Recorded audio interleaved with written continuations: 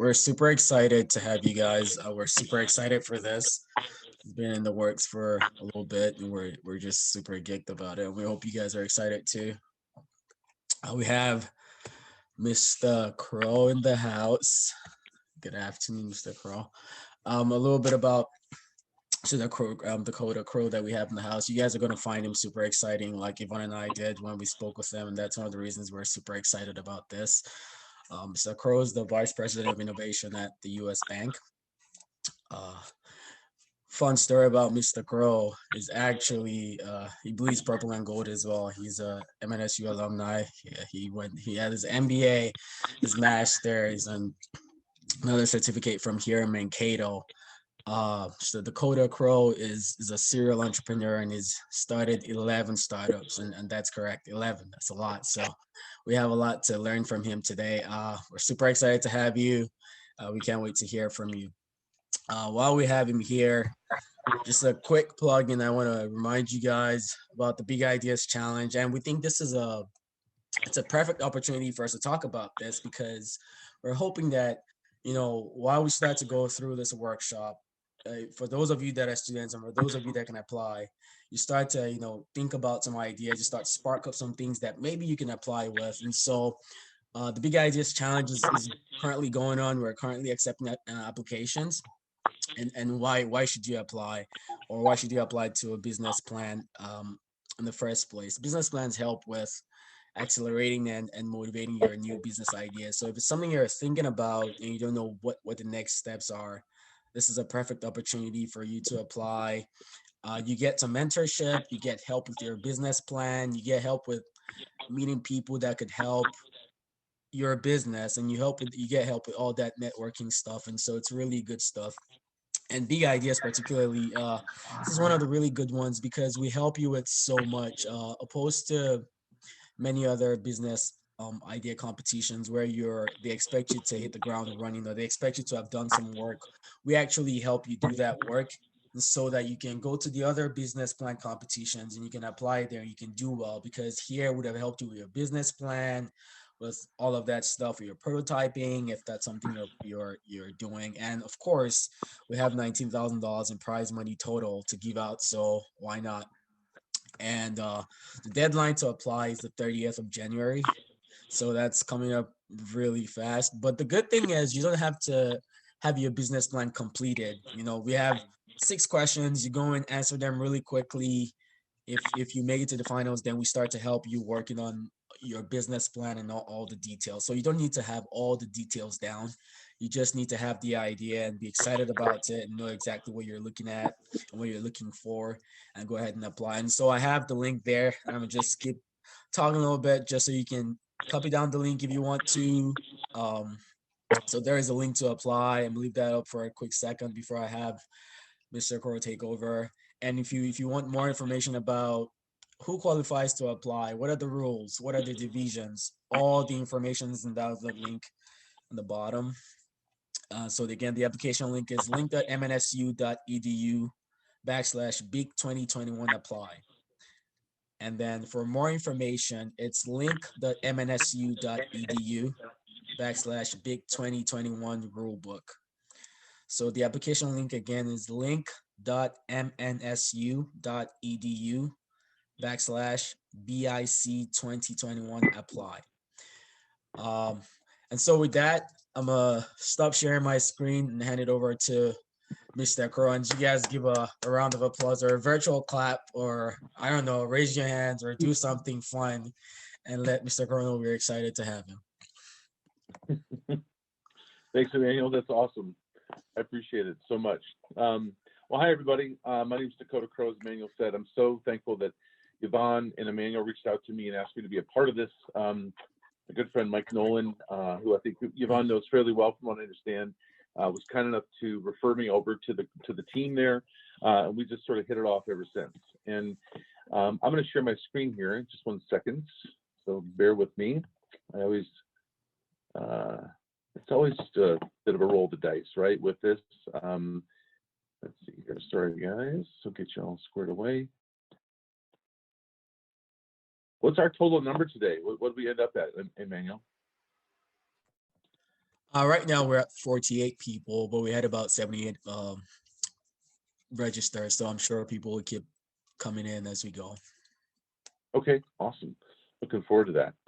Now I'm working on, can you see my screen? See here. Yes, we can. You can, okay, if I go this way.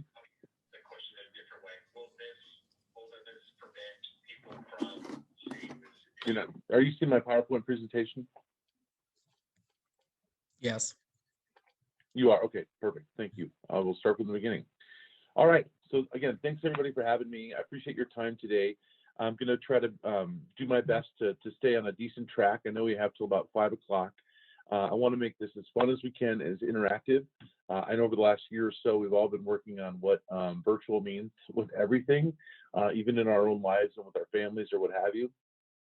So in thinking about this workshop, I wanted to think about how do we take this idea of innovation, business innovation, et cetera, and put it into your lives, your natural lives. And so I thought about calling it a Kickstart workshop. So for me, this is about kickstarting whatever you're working on. So if you've got a new business venture, or you've got a current one that you want to revamp, or you're just looking to learn something, whatever that is, I'm hoping that today will help you sort of kickstart some of that off and really get you going.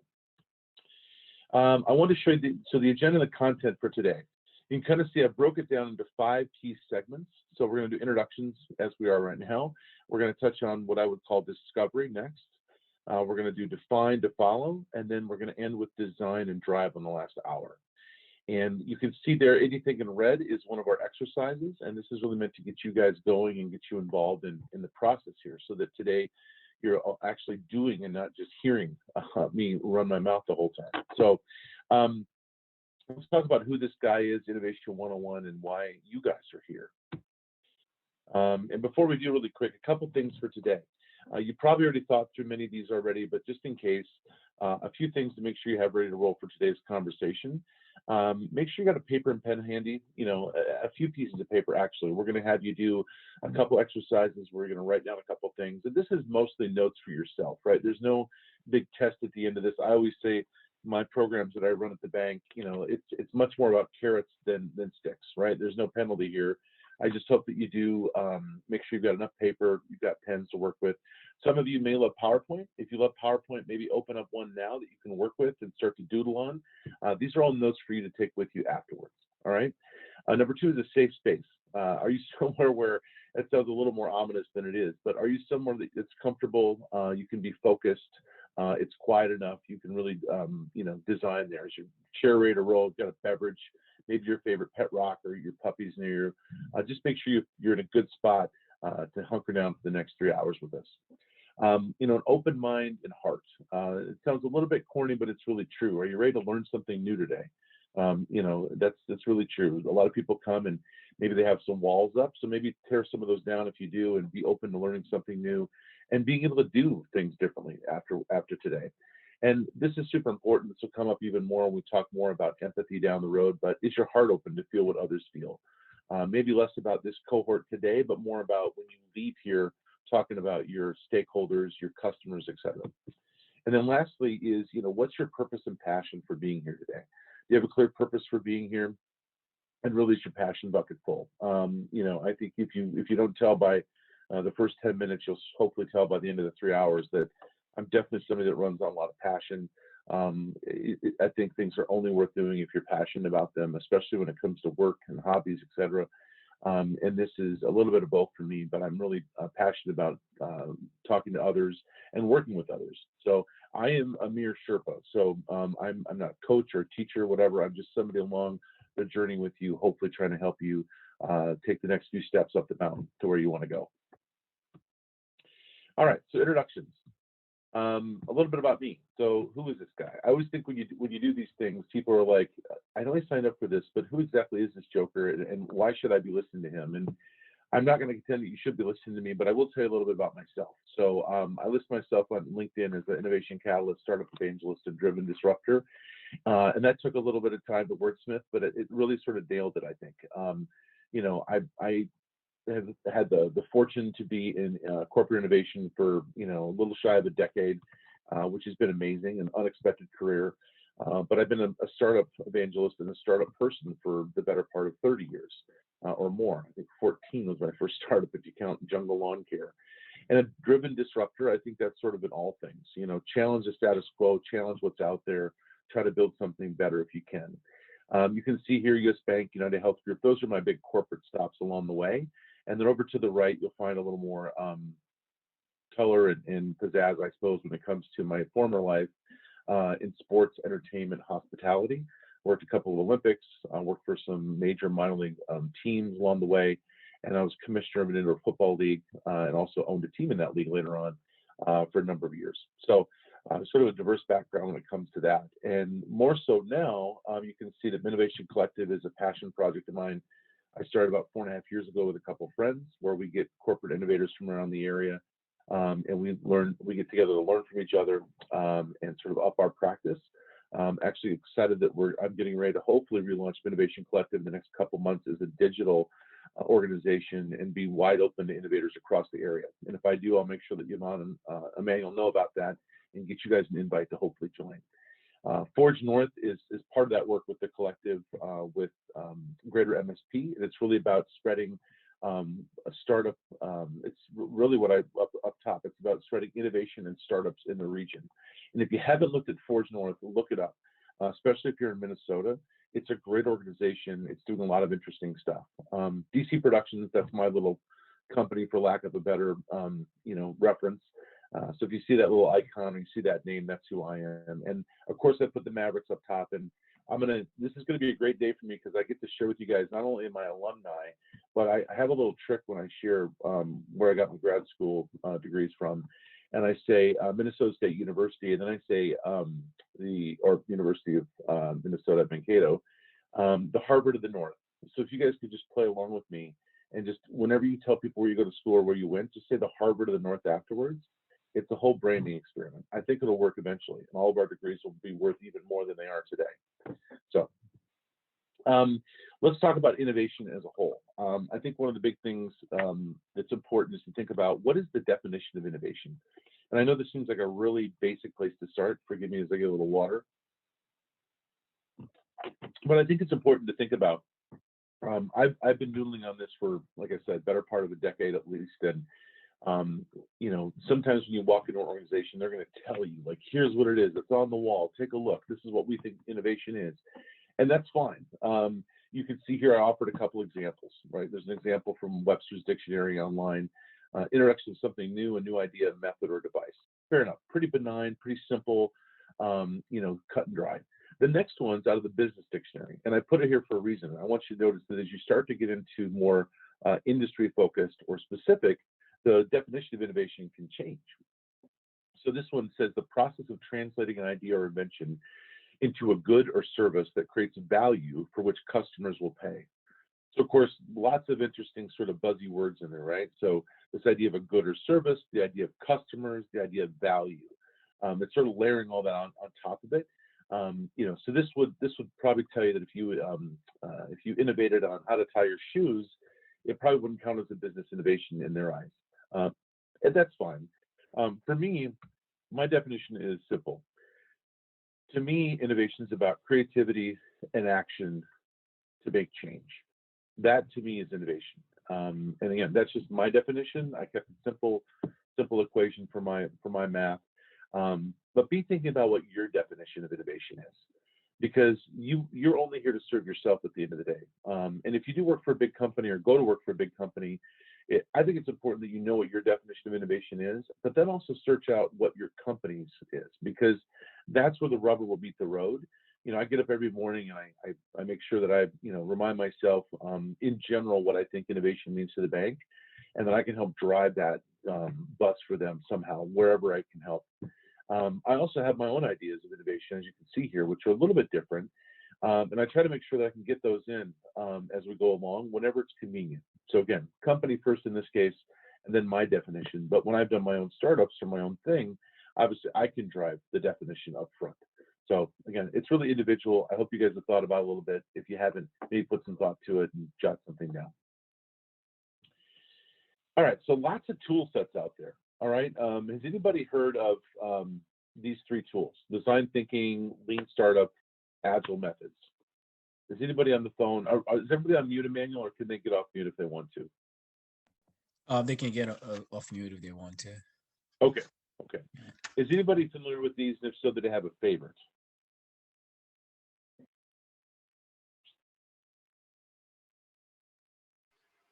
I love design thinking. I love the whole customer focused idea. Yes, good point. And it's oftentimes where a lot of things sort of start, people that run this gambit from end to end, which some people do.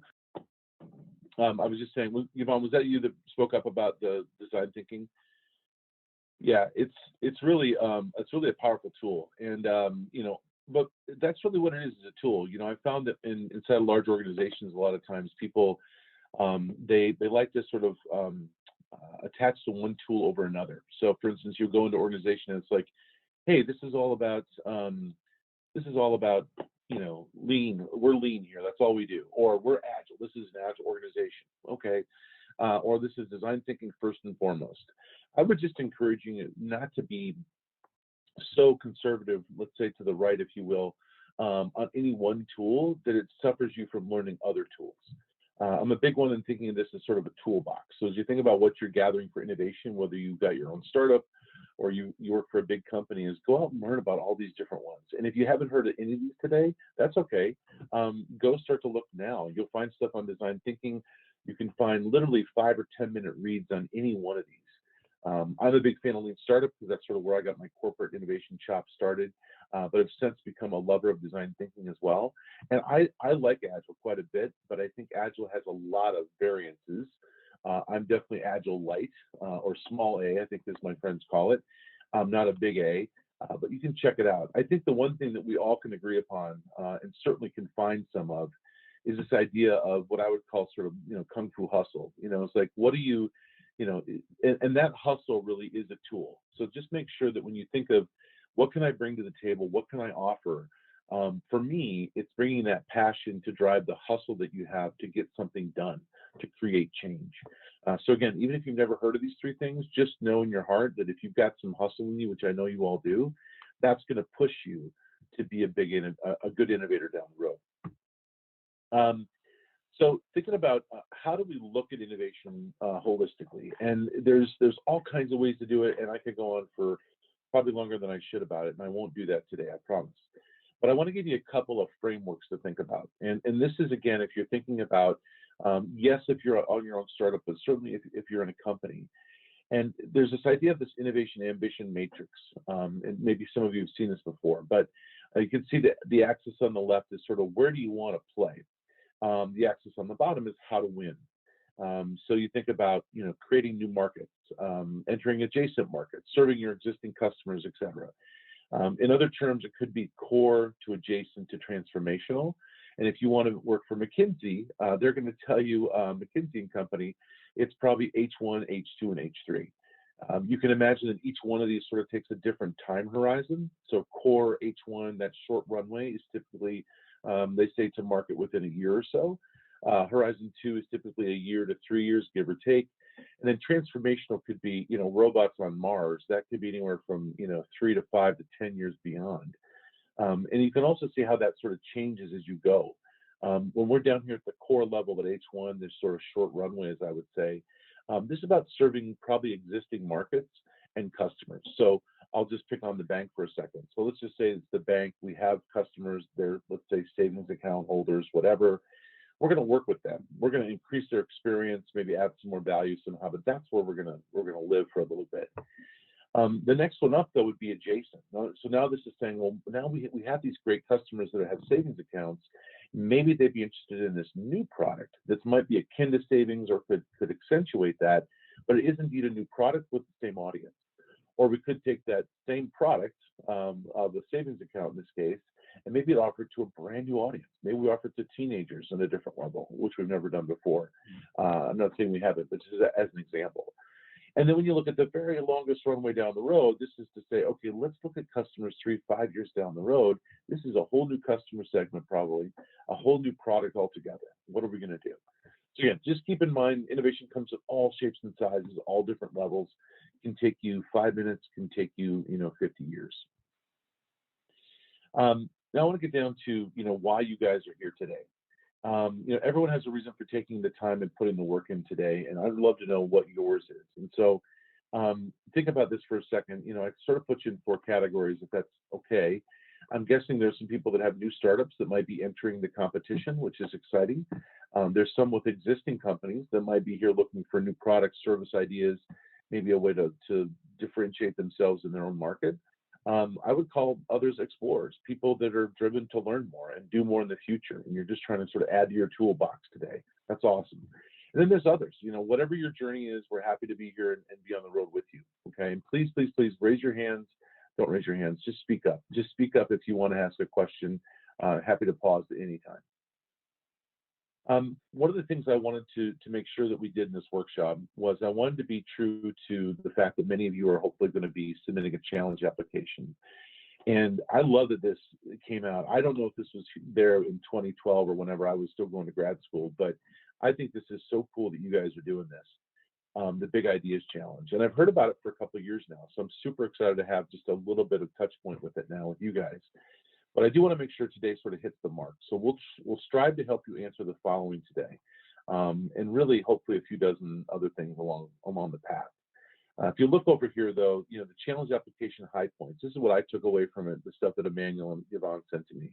Obviously, a name of a concept, the idea itself, problem, opportunity, customers, business model, facts and figures, compelling story. This is sort of what I took out of the application. Hopefully you'll be able to walk away from today and feel more comfortable answering those things as you go forward. Also, there's real money involved. There's prize money here, everything from first to third, people's choice, ag, business, etc., and then high tech. So this is super interesting and exciting. And it may not seem a lot to some, but I know that's real dollars, especially for startups that are looking for money to just, cover their own expenses so they can spend time on their own project. Maybe it's to get them into a new market or get their website up. Maybe it's to buy new products so they have something else to return or sell. You never know. But I also want you to remember it's about exposure. And everyone that you can expose your ideas to now, the better off they are. I always think about Shark Tank. When people go on Shark Tank and then those people that say no to the deals and whatever. And since the first episode I saw, I thought, oh, what a great marketing opportunity. What a great branding opportunity to just be on there and to share that with not only the sharks, but, a few million, gazillion people around the world. Even if you walked away and said no to any deal, you're probably going to pick up a whole slew of business because you had that exposure.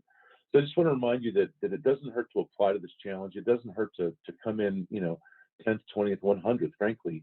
If you put the work and time in, though, you'll at least get that exposure and you'll get the experience of telling your story. So again, hopefully we can be true to this. You'll feel better about filling that out at the end if you choose to. All right, here's exercise number 1, and we're so far so good on time. What I'd love for you all to do is just take about 3 minutes and look at this page here. And in one sentence, I'd like you to write down why you're at this workshop today and what you're hoping to accomplish. Okay, so let's take 3 minutes. I'm going to time it because I'm kind of used to that with my day job, and we'll see you in 3 minutes. Okay. Dakota, some folks are starting to put their ideas into chat for you. Oh, awesome. Okay. One of the things I struggle with this, Yvonne, I apologize, is when I show my whole screen, I don't get to see anything that's coming up. You've got a better way to do it, let me know. I'm happy to help with that if you want me to call out people's names and have them speak up, or if you want me to read what they put in the chat, you just let me know. I'd love that. If you want, I'd love to get people involved. So all of your names, we've got time for probably I think at least. Whoa. Someone that's unmuted here, let me just check on that. No problem.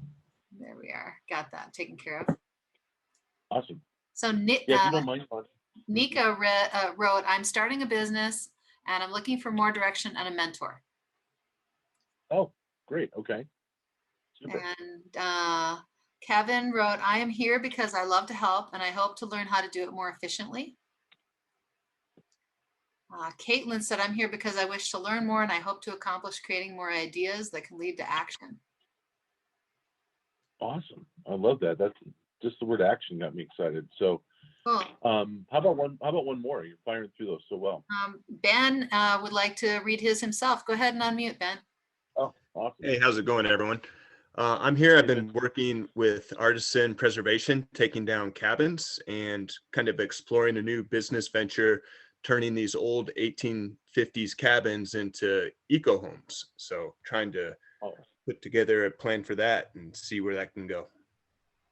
I love that. I'm already interested. That's great.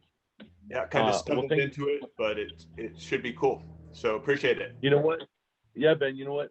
Honestly, some of the best opportunities come in because you stumbled into it. So that's good to hear. Thank you guys for sharing so much. Yvonne, thank you for reading those. So just keep that in mind. Again, it's up to you how we go forward with this. I hope we get to the end. We can ask you a few more questions. I'd love to talk about things like maybe some ideas around mentorship, things like that. But I'm glad everybody had a minute to sort of identify what they're doing today, what they hope to get done. Let's get into discovery. Let's have a canvassation. That'll make sense in a second. As you start to discover, the discovery for knowledge, as I think of it, is should be intentional and thoughtful. It doesn't just happen by accident. Even if you stumble into something like Ben did, gaining knowledge in that space takes a little bit of time and some effort. Obviously wisdom is your ultimate goal, but that's not going to happen tomorrow. This is a diagram that I share a lot in my programs, just because it's so simple, but it really, I think, I'm a big visual learner, and this to me sort of gives you a visual learning tool about visual learning, ironically. So if you think about where you are in anything, don't be afraid if you're just sort of in the data stage, okay? So, I'm going to go gather things that I can find. I'm going to go look at secondary research and primary research, et cetera. I'm going to go talk to people. I'm going to dig up whatever I can. I'm going to apply my hunches and push them forward. That's all the data stage. So that's a lot of noise, a lot of busyness, which is totally fine. But give that time its due, right? It's sort of like getting out and stretching before you kind of get a good workout in. Like really just get out there and stretch and find what you can, bring it in, gather it in. Now, when you get into the information stage, this is where you want to make sense of it, okay? This is where you want to make sense of that data. You're going to start to look for themes. You're going to start to look for, maybe some conflicting things from what you thought. You want to challenge yourself a little bit, et cetera. That will all eventually build into insights, which will then create sort of this knowledge. And this idea of experience framework is, what does that knowledge do? What do the insights do to create sort of an experience framework for your customers? And that builds knowledge about your customers and about your product space. And then ultimately, hopefully you can kind of hit this wisdom point when it comes to, having true empathy and true insight, and you can really know your space at that point. Again, just hopefully, great visual to think about. You could be anywhere on here. I hope everybody takes themselves to the far left today. And even if you've been in your business forever, I hope that you will start in the data stage for a while, whether it be today or a week or a month or even a year. Don't be afraid to always be learning. Okay, so finding your tools. What the heck are you going to put to work here? So we're going to talk a little bit about research. We're going to talk about empathy. We're going to talk about canvassing, if you will, or having a canvassation, as I like to say. And then obviously hustle. There's no replacement for that. So keep that in mind when you think about your toolbox. Now, before we build, we want to make sure that you guys fall in love with your problem and not your solution.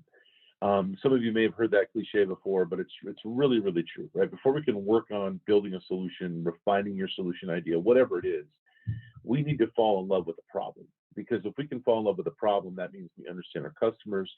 We know that there's a real pain point out there. Maybe it's an opportunity, but we can actually have something meaty to work on. This idea of fall in love with your problem, not your solution. It's so true. Follow the pain to find the gain, right? If you're looking for where the pain points are, you really want to find out where's the most pain. And I know that sounds a little bit brutal at times, but when it comes to say financial services, it might be a loss of dollars here or there, and that's never good. But it's certainly not physical pain. When I worked in healthcare, it was actually some physical pain, conditions, et cetera.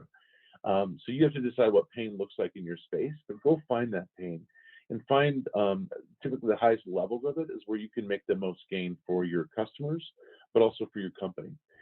Those problems that you'll find out there where the pain points are, those create space for you to innovate and really create opportunity. when it comes to research, research is really key, and finding those facts and figures are intellectual currency, as I like to say. So if you think about what it is that you're leveraging when you tell the story, when you make those other decisions going forward, having facts and figures through your research is what's really going to kick it home for you. So you want to dig deep, talk to customers, and mine your sources and your dates. So you look at here at primary research, you see some different examples. You see at secondary research, some additional examples. I circled two of the big ones in red, just to give you a sense of, a couple that I find most appealing and are the sort of the easier ones to get to. Over on the far right on secondary research, this should be the easiest column to start anywhere, because you could literally start Googling right now during this workshop if you want to find out different information. That's all online. That'll usually lead you down other roads, which is good. You can then carry that over to literature, case study research, etc. When it comes to primary research, this can take a little more time, be a little more lengthy, cost a little bit more, give or take. Surveys and polls are a little easier these days with some of the tools that are out there like SurveyMonkey, etc. Excuse me. Focus groups, though, can start to be expensive, especially if you do formal ones. Observations are inexpensive, but in today's COVID world, it's kind of hard to observe folks or show up at the mall and just watch them, or see if you can, mirror them in their office or whatever. So, excuse me, I say when in doubt, go to interviews. And that's really just reaching out to people and asking if they'll, give you some of their insights on a new project you're working on. But you really can't replace those one-on-one interviews when you do them right. Whether you're doing secondary research or primary research, I think that empathy is a must. It's really a must. And empathy is about finding echoes of another person in yourself. I think that's such a beautiful quote. It really, puts it all in one place. And, it's, if you think about empathy is not just seeing what someone's doing or saying that you understand what that person does or why they did it. Empathy is literally about feeling. And this is where that whole thing about sort of opening your heart in a way comes in. I was on one of my first projects over at Optum. I worked with, it was 27 women in their mid-30s or so, between late 20s and mid-30s. And there were certain segment groups that I was researching, and I interviewed 27 of them. And I couldn't sympathize with their condition necessarily, or some of the many things that they have going on in their lives. But what I could do is I could listen, and I could start to feel where I could. I start to empathize with how they were living and why they were living that way, and why they were, finding the solutions they were trying to find, etc. And by literally, like I said, finding those echoes of that other person in myself, I was able to, I think, help develop a better idea, a better solution, and really know where to go find other people to partner with to build a better solution. People that were maybe stronger in spaces that I wasn't when it came to providing that empathy and understanding. So this is a basic empathy map. If you guys go on Google and literally put empathy map template, you'll find 100 of them. But what's important is just to look at this and go, okay, I'm going to start here with this individual, if you will, and a group of individuals can eventually turn into a persona. So in that case, I had those 27 gals, and I think at the end my persona was Rachel, and Rachel was essentially the culmination of that data. Now, Rachel didn't have 27 sticky notes in the sea from every one of the women that I talked to, but there were themes involved. So there's always a few outliers either place. But I'd say that whatever I was putting for Rachel down for what she was seeing or hearing, et cetera, was probably 2/3 or more of that group. Those were the themes I was seeing. So you can create that persona group, which then you can tell a story around. You can also target with your marketing. So having an empathy map and understanding your customer is a big deal. When I had a handful of different companies over the years in different industries, from restaurants to consulting to sports to whatever, it's funny, when I started at Optum and we started Lean Startup and started talking about empathy and customers and interviewing, a lot of things started to click. I never really put them all in that order necessarily. And I did a lot of informal interviews or even some research to that point. But if I would have known to think about that early on, like in my 20s, who knows where a couple of those companies could be today. Because back then it was more about driving your idea first. At least for me it was, and I wasn't really driving the problem, looking into the problem as deep as I could have. Had a great idea, but that doesn't mean you're going to have a great business. So employ an empathy map if you can and where you can. Just a little bit further on this, it's really in the empathy that you can trust.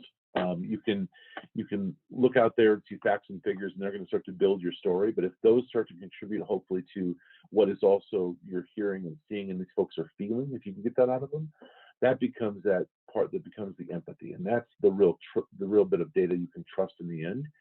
And you have to take time to really know your customers from all sides. You need to dig deep for needs over wants, and we'll talk a little bit more about needs versus wants in a second. I just want to offer another quick little quote here. I think it's a good one, a little more technical, but empathy is a unique human trait that connects our head to our heart. When we act with empathy, our customer needs are at the center of our problem solving and decision making. So again, we too often, I think, can fall in love with an idea and get that going. I also know from a couple companies of mine, when you start to feel the pinch because your business has changed, the market has changed, whatever, sometimes that can drive you to decisions that feel like you have to make at the time, but aren't always the best for your customers. You're not being fully empathetic to them. And sometimes you just can't avoid it, quite frankly. But when you can, if you keep your customers first and think about empathy whenever possible, you'll be much more successful in the long run. Has anybody on the phone ever used an empathy map, by the way?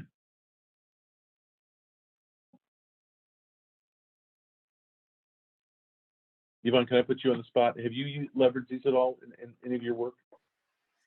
Oh yeah, we've done empathy maps as parts of classes, and then I also I mentor student entrepreneurs, and this is a great tool for them for a lot of projects. Yeah. So just again, guys, you can find this online if you'd like to, and I want to make sure you see on the bottom too. There's one of the little section. You'll find I used to use a really simple version of an empathy map, which is great because it's so easy to digest. This one's still pretty simple, but one of the great ads about this more layered one are the pains and gains on the bottom. And I just want to sort of lay that out quickly. So if you think about what the pains are, this is what I'm talking about. If there's problems happening, or are they losing time or money or physical pain, et cetera, but also what are the gains? What do they want to do? Do they want to get more time back? Do they want to spend more time with their family? A lot of stuff that you'll either read about or certainly talk to people about, sometimes the messaging isn't as direct as you want it to be. They're not going to tell you that they need more time back. What they'll say is, oh, gosh, I just wish I could spend more time with my kids, or I wish I had more time to do this for myself. Okay, well, this person needs to obviously not be distracted by these other things. Let's find a way to save them time. Someone says, I'm really struggling with my finances, or I have a hard time every month making my bills. Well, that's clearly saying we need to find a way to help them with their dollars if we can, or be sensitive to that. So again, keep pains and gains in mind as you go forward as well. Okay, so I'd love to start a conversation with you guys. Forgive the cheesy term, but it's something that popped up at the office one day. We were just frankly joking about something, and this was said by a colleague of mine, Todd. And I said, I'm stealing that. I added the little tagline there: framework makes the dream work. But if you think about these canvases, and I know Yvonne and some of you others have probably used these, the business model canvas is the granddaddy of them all. Osterweiler and team over Strategizer do an amazing job. If you guys, again, go online and find Strategizer, you'll see there's lots of free tools that you can access. They also get you to sort of jump in and take some classes, and that's fine too. But that business model canvas is a really good tool. I don't find it super useful in the beginning of cracking an idea, because I don't think there's enough about the problem or about the customers. It gets more into sort of the channels and these other key relationships, and those are certainly important. But the very early stage is sort of this nurturing point of the seed of the egg, if you will. I'm more of a fan of something a little simpler, and we'll get to that in a second. The Lean Startup Canvas is essentially the business model canvas with some different terminology and borrowing a little bit of lean speak, if you will, into it. And then the one on the far right is one that you may have stumbled on out there, or can if you search. This one's a little bit more akin to something a little simpler, but we would call this like an opportunity canvas. And this one does hit the idea of a problem a little bit more head on. But I may be a little OCD about this, but I also think moving sort of left to right, top to bottom whenever possible, just sort of helps keep it simple, helps frame up the conversation. So you've got all these options you can kind of jump into, or you can think about creating your own. And for this workshop, I created an idea of this Kickstart canvas. And for me, this is sort of a framework for innovation. And really, anytime I've created, this will be my 9th canvas I've sort of created for a different reason or market or industry. And it's really meant to create an informed conversation. That's what we're doing today. We're trying to inform a conversation. It's between you and your customers. It's between you and your stakeholders, team members, whatever, and also your investors. And your investors could be literally shareholders or people that invest dollars. It could be people that promote you or partner with you in business to get your name out there, whatever it is. This can really help you inform the discussion so that you're not sort of off running about talking about the solution all the time, or you're not talking about how much you love the customers only, which you should, but not only that. You're going to hit on some key areas that should help you address just about any discussion you'll have. This is also part and parcel of what's in the application for the Big Ideas Challenge. So it's hopefully a very good fit. Begin with a hunch. In fact, begin with several hunches. Hunches become informed hunches over time with some research and data, which become a hypothesis to test and learn. And by the way, if you haven't seen this old black and white Hunchback movie, it is pretty remarkable. Believe it or not, it is a tearjerker. But again, you want to be able to get to that point where you can test and learn, and you really have to start from square one, which is just hunches. That also is to tell you that if you look at a canvas, and we're going to look at the Kickstart one again in a minute, don't be intimidated that you have to have tons of experience, all these numbers ready to go. You don't have to do that. This can literally be what your hunches are. You can also literally put, I don't know yet. Oh, their question? Nope, okay. So for today, as you get going, start to list your hunches, okay? Start to inform those hunches with the research, and then find proof for or against. It's really important to keep that in mind. In today's world that's just saturated with all kinds of media and outlets, you can find an argument for just about anything. And I could go into some of the more recent reasons that that's true, but I think that you can go out there and you can make a case for something and find just enough data to put it back and say it's a true story, when in reality that might be just sort of an outlier, and there's all kinds of other data telling you the opposite. So just make sure you're hearing the stuff that is for your idea or your concept, but also that stuff that's against it. And that stuff that's detracting from your concept can actually be the best fertilizer for your idea. That is the kind of stuff that you can learn from, build a better solution. I like to learn that stuff up front, because usually when you're going and talking to either internal stakeholders in a company or investors out there, even customers, frankly, somebody's going to bring it up. Several people might bring it up. You get in there, you're like giving a great pitch, everything went well. Someone raised their hand and said, what about this thing that came out last week? Or what about the fact that these customers don't really care about this, 10 years from now? If you don't have an answer for that or can't justify why that isn't a major factor for you, you're kind of dead in the water at that point. So again, take those attracting points, make a note of them, do a little more digging. And you know what? You may find enough eventually that's attracting. It's not fun, but you might find enough that says, I shouldn't do this. This isn't a good investment for my time or my money. I want to do it. I want to do something different. Again, ultimately, you want to get to where you can test and learn things quickly, and we'll get into sort of more MVP, sort of that kind of thing in our solution design phase. And then you want to repeat, rinse and repeat, rinse and repeat. So again, begin with hunches. You'll build up from there. So if everyone would just take a piece of paper really quick, and you don't need to write all this down by any means, but I'd love for you to create 6 boxes. So I'm going to have you do your own canvas is what I'm going to have you do. So get that piece of paper out, fire up your PowerPoint if that's on your computer right now. And I just want you to put these 6 boxes with these 6 titles. Simple as that. So problem, customers, market on the left, solution, value props, and business model on the right. Okay? Everybody build those canvases really quick.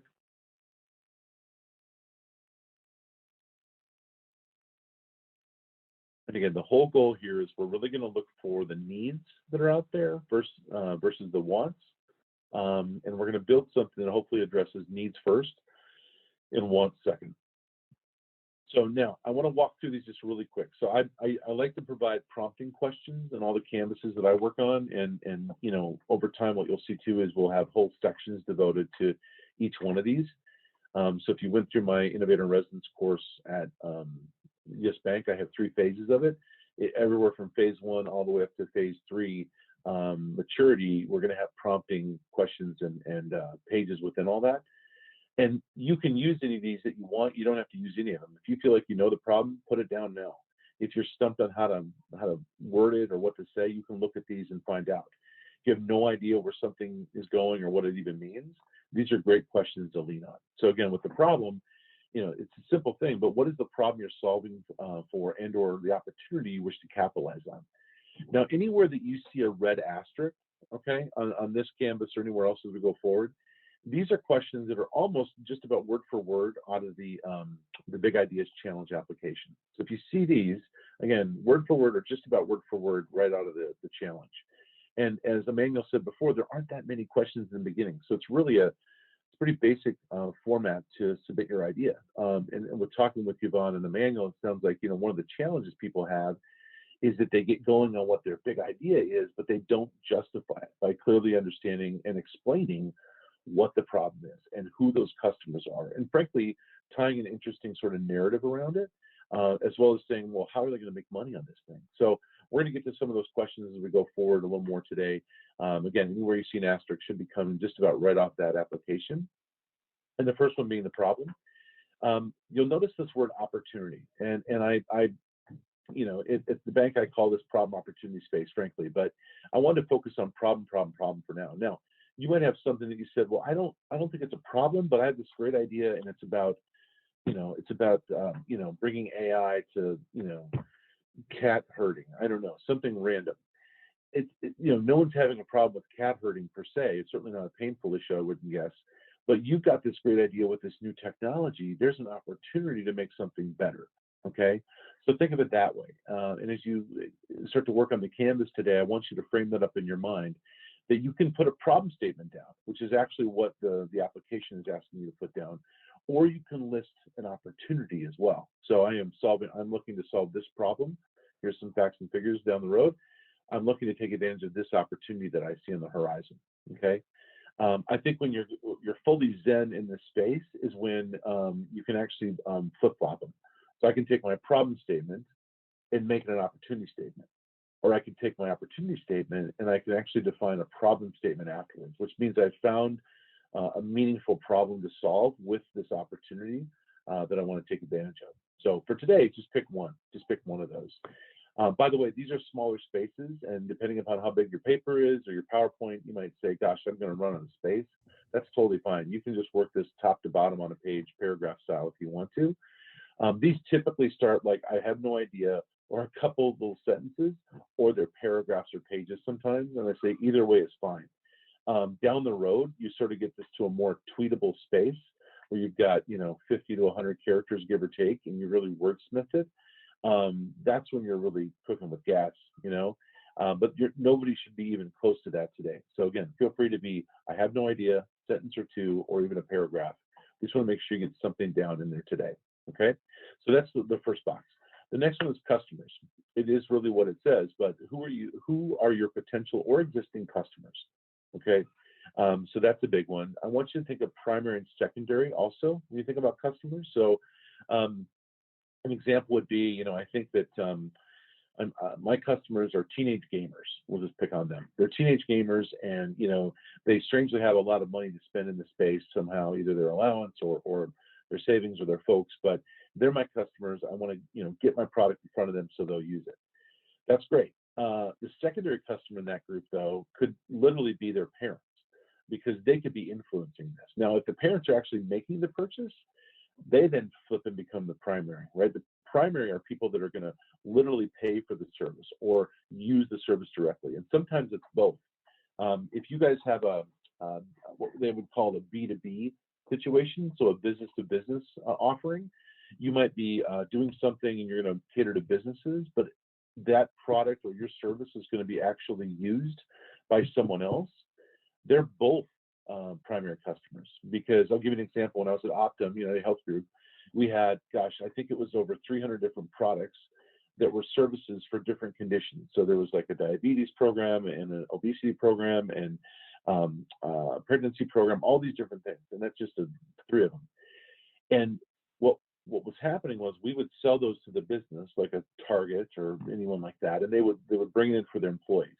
Well, you had to get Target in this case to understand that this was interesting, compelling, would save them money and do well for their employees. But we also had to make sure we were designing for those end users, because if nobody uses it ultimately, then Target counts it as a failure, and then we're a failure because of it. So that's sort of B2B sort of mentality. If it's an individual, it might be, I'm selling to these teenagers at my GameStop or whatever my store is called, and they're coming in with cash, but I also know that their parents are having influence on this. I also know their other friends are having influence. Those are those secondary customers. Also, if I make somebody solve someone's problem or give them something that brings them joy, that will have a positive effect on other people. Who are those people? Who are those secondary customers? And I think it's important to know both, even if you don't put both in your application. I think they want to make sure you have your primary at least. Know both, because there's sometimes you need to turn the knobs or pull the levers on secondary folks to really make your primary, sing. Also, why do they care? How do you know that they care? Are you finding the numbers online that say that? Have there been some studies done? Have other people done work that can help inform your idea?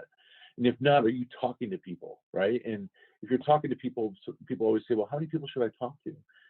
I think 10 is a pretty good safe number when it comes to just general, custom B2C, business to consumers. If it's businesses, probably, 5 or 6, give or take. The more the merrier, obviously, but you want to have something to start with, and you also want to start to see if you see trends. If I choose to set up 10 or 12 interviews with my friends in a similar space, and I get to my 4th interview and none of my hunches are coming true, I should probably change my direction. Or I start hearing other things and I start to tweak my questions. The themes then can change a bit, but at least I've got more runway. I'm not just going to stop on that 3rd or 4th interview. I'm going to do a little bit more on my conversations. And again, how do you know? So are these facts and figures that you're hearing one-on-one? And if so, are you tracking those relationships and the conversations, or is it coming from different sources? And also just to be clear, when you have secondary sources, make sure you're referencing things that are timely and come from respectable sources. Okay, you don't want to have something from Cat Lady Weekly and your business is, Eco Homes, right? That makes no sense. You don't want to have something that's 10 years old unless it's from the Census Bureau, that kind of thing. Let's move down to market, right? So what are the market forces to be most concerned with? This space can be a little more, nebulous, if you will, as far as what does market really mean. And you do talk a lot about different market issues up in problem and customer space, but that's also the good part about market. It's pretty broad. Here, where I find a lot of times is people will put in what are the competitors that are out there in this space. Do they see any trends, any new technology that might affect this, et cetera? If you haven't clearly defined the size and scope of your customer base, that's a good place to put it. Even your problem, frankly, what's the history of that, or trend of that? The other one on here is alternatives and hacks, and that comes right from your application as well, from the challenge. And I want you to think of this idea of hacks, because I think it's super important when you say, okay, what's the hack this person is using? I might have 6 things that I put end to end to get me to at least decent on this pain point. I have a lot of pain here. I want to get to at least decent, so I put these 6 things together. It's not perfect, it's kind of ugly, but it works for me. I want to make sure I know that if I'm trying to compete against that, because I need to understand those 6 things to make sure that, well, if I can deliver a one-stop shop service or product, I'm going to win a lot of hearts and minds. But I also have to make sure that when I do that, that the cost for them to get involved, one financial, one time-wise, there's a switching fee, all that good stuff, mentally and emotionally. Make sure that it's worth the squeeze, right? I want to make sure that if they do change, that it's all worth it. Another quick example, I did a project and did a couple months of research, and it was a project they turned over to me from somebody else that wasn't able to finish it. And basically what I did was I found out that people were interested in the ultimate solution idea, and then we started testing for value, like what would they pay? And the business model for this, actually a patent that was pulled on this idea, was, I think it was roughly $2,000 was the guess that people would pay each time they would use this service. And the truth was, they wouldn't give me $200 each time, because these folks had the way that they had hacked the system for decades. And that just was fine for them. They would take it if I gave it to them. They would take it if it was really modestly priced, but they wouldn't take it at $1,000 or $2,000 a pop for sure. So that's what the market space is all about. I don't want to get too heavy on the right yet, because we're going to talk about that a little bit later. But I do want to give a shout out to them. So obviously, solution, value prop, and business model. are here. And you're going to see today we're going to divide this into two, and that's really important. When I typically have a longer program, like a week or 8 weeks or whatever, we will purposely not start this second half on the right until halfway or a little further, because we really want to make sure we've got the right problem or opportunity figured out, the customer is nailed down, and we understand the market the best that we can before we move into building a solution. Because whatever your big idea is today could be very different at 5 o'clock today. It could be very different next Saturday. You never know. But if you inform it more, it'll be stronger, right? And out of that will come your value props and ultimately your business model. Okay. So where are we going to start? We want to begin with desirability. Let's lead with that. If no one needs, desires, your solution, feasibility, and viability are empty concerns. This is a great, I apologize, IDEO should have been on here for the logo to give them some credit for this. This is IDEO's concept of essentially innovation. And they're also just a total blue ribbon innovation firm that if you've not heard of or not looked into, you should. They have a lot of great thought leadership over there. But this is a space where they talk about desirability, what do people desire, feasibility, what's technically possible, organizationally feasible, et cetera, and viability, what can be financially viable, long-term, et cetera, what's the business model.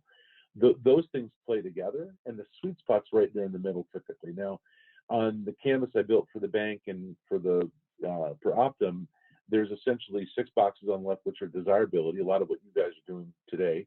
But then we hit feasibility and viability, and sort of in that order. So we want to make sure feasibility are things like, is this technically something we can handle and want to handle? Is it legally something we want to get involved with? All that good stuff. And then viability is, how do we make money off it or save money, et cetera, and how does that go long term? So, but again, if we don't have the desire, nobody matters. None of that matters. So if you look over here to the right, I wrote down some points that are important. So when you think about what people need and what people want, and then what's the difference? So is there somebody out there that's brave enough to raise a hand or just speak up and say, what's your idea when somebody needs something? How would you explain that?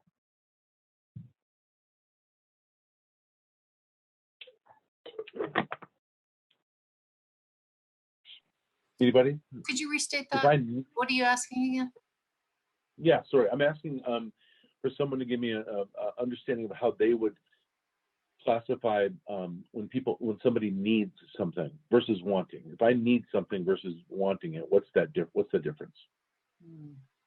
A need would be like survival. Yes, I love that. Yeah, you nailed it with one word. Survival, right? So you need something typically because you believe it's part of your survival. And there are things that are obvious like shelter and food and water and medical care. There are things that may not be as obvious to others that people do need for their survival, whether it be mental, emotional, physical, what have you. But nailed it. Thank you so much on the need. We talk about what people want. Okay, so could someone give me an example of something that you want that you probably don't need, that you could live without? What's something someone's either purchased recently that they wanted or aspires to want something they're saving for? A new car. A new car. Okay. Yeah, and you currently have a car, correct? Yep. Okay, and it's running fine? Yeah, no problems at all. No problems at all. Okay. So you filled that need that you've got to get around. So you've got that car, you're good. But you want a new car. Why do you want a new car? Just knew there's better features on new cars, things like that don't necessarily need, but be cool to have. Yeah, I love that. You guys are really nailing it today. I love the survival, and when you said the word features, my ears perked up. So that's right. You want something, and you really want those additional features. But again, it's a want. My needs should be covered somewhere else, hopefully, but this is now a want. Knowing that difference is a big deal. It's not to say that you can't produce a product or service that fills a want.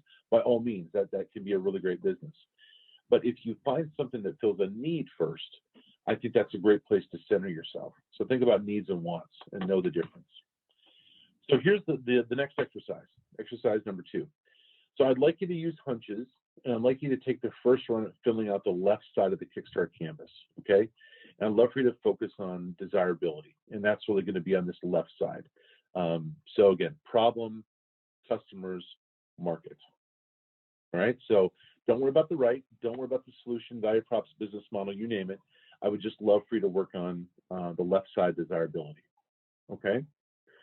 So if you'll allow me to, I'm going to time you guys again.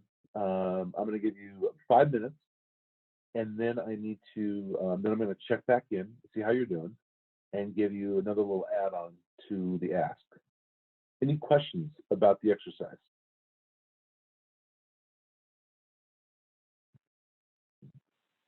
Make sure you've jotted this down. I know the prompting questions won't be down. I'm gonna not share my screen just for a minute so I can hop over to another section to double check something. So just make sure you've got problem, customers, and market, and just start to, again, could be short sentences, could be a paragraph. It's up to you. I'm gonna check in 5 minutes. So last call for any questions before we start. Questions? I was a DJ when I was in college. Were you? Yeah. That's KMSU radio.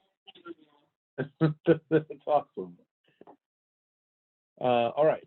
I'm going to share my screen again here. Okay. Again, trying to stay a little bit on track here. We're doing pretty good on timing. Anybody want to share sort of either what they found or, any challenges they had with this, or maybe successes? Maybe somebody's got a really clear-cut example of a left side here. Anybody?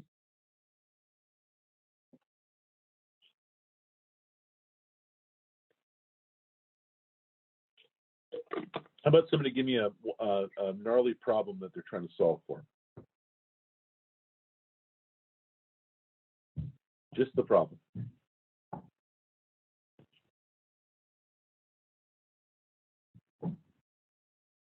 Hey Ben, I'm going to pick on you. What do you have? Are you going after an opportunity with your eco homes, or are you going after a problem to solve? Yeah. What's up?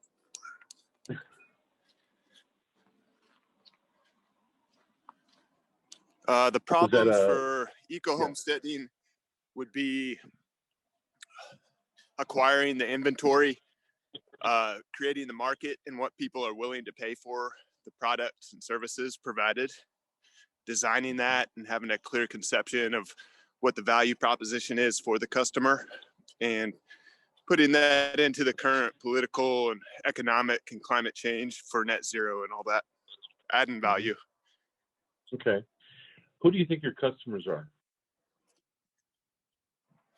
Customers are probably going to be under 35, first-time homeowners, or people wanting remote working spaces.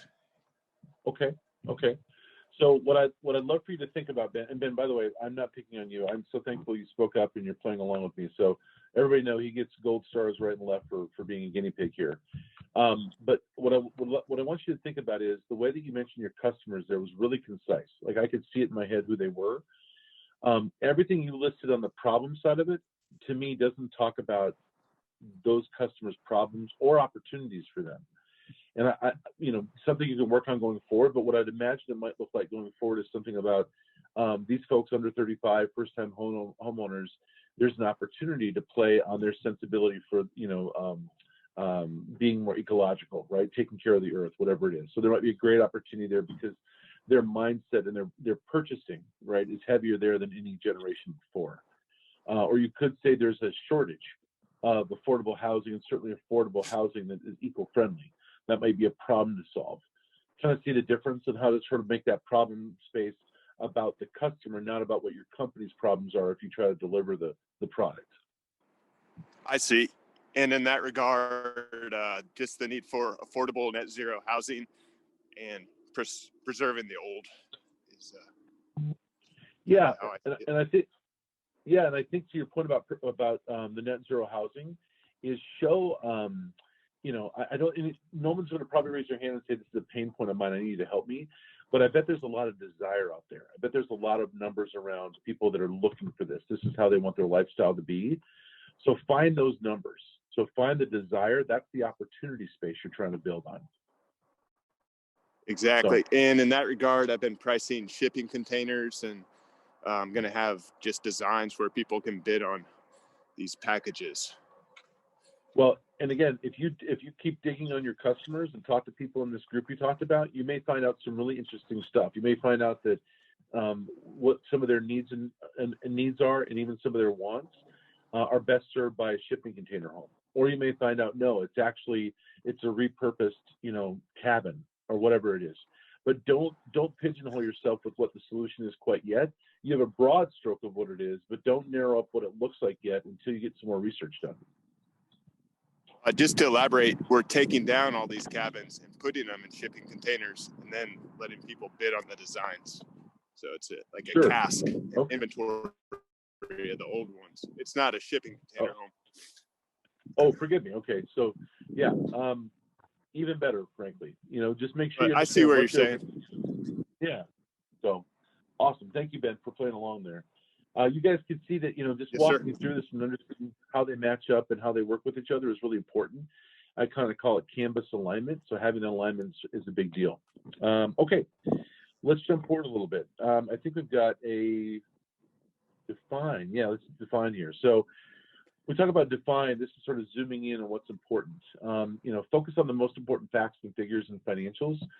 Don't get lost in the dream of your solution. So again, if you're so hung up on what you want to deliver right away or what product or service, that can cloud a lot of things. And it can also make your questions a little goofy. You can really hit yourself into a corner in the end. So don't get lost in the dream. Focus on the customers and the problem. Here's a guy that's been fairly successful, I would say. Jeff Bezos, quote of his, number one thing that's made us successful by far is obsessive compulsive focus on the customer. I just think it's a really well said point. We all say, the Amazon of this, the Amazon of that. This really sums it up. I was speaking on a point like this the other day, and it just sort of dawned on me, it really is about customer over company. And not that company isn't ultimately in the end, but this idea that I'm going to think about the customer first, and that ultimately will help build the company or the product in the company, versus saying the company has to go sell more, checking accounts, if you will. That's great, but why do those people need checking accounts, as an example? So customer over company. Market size.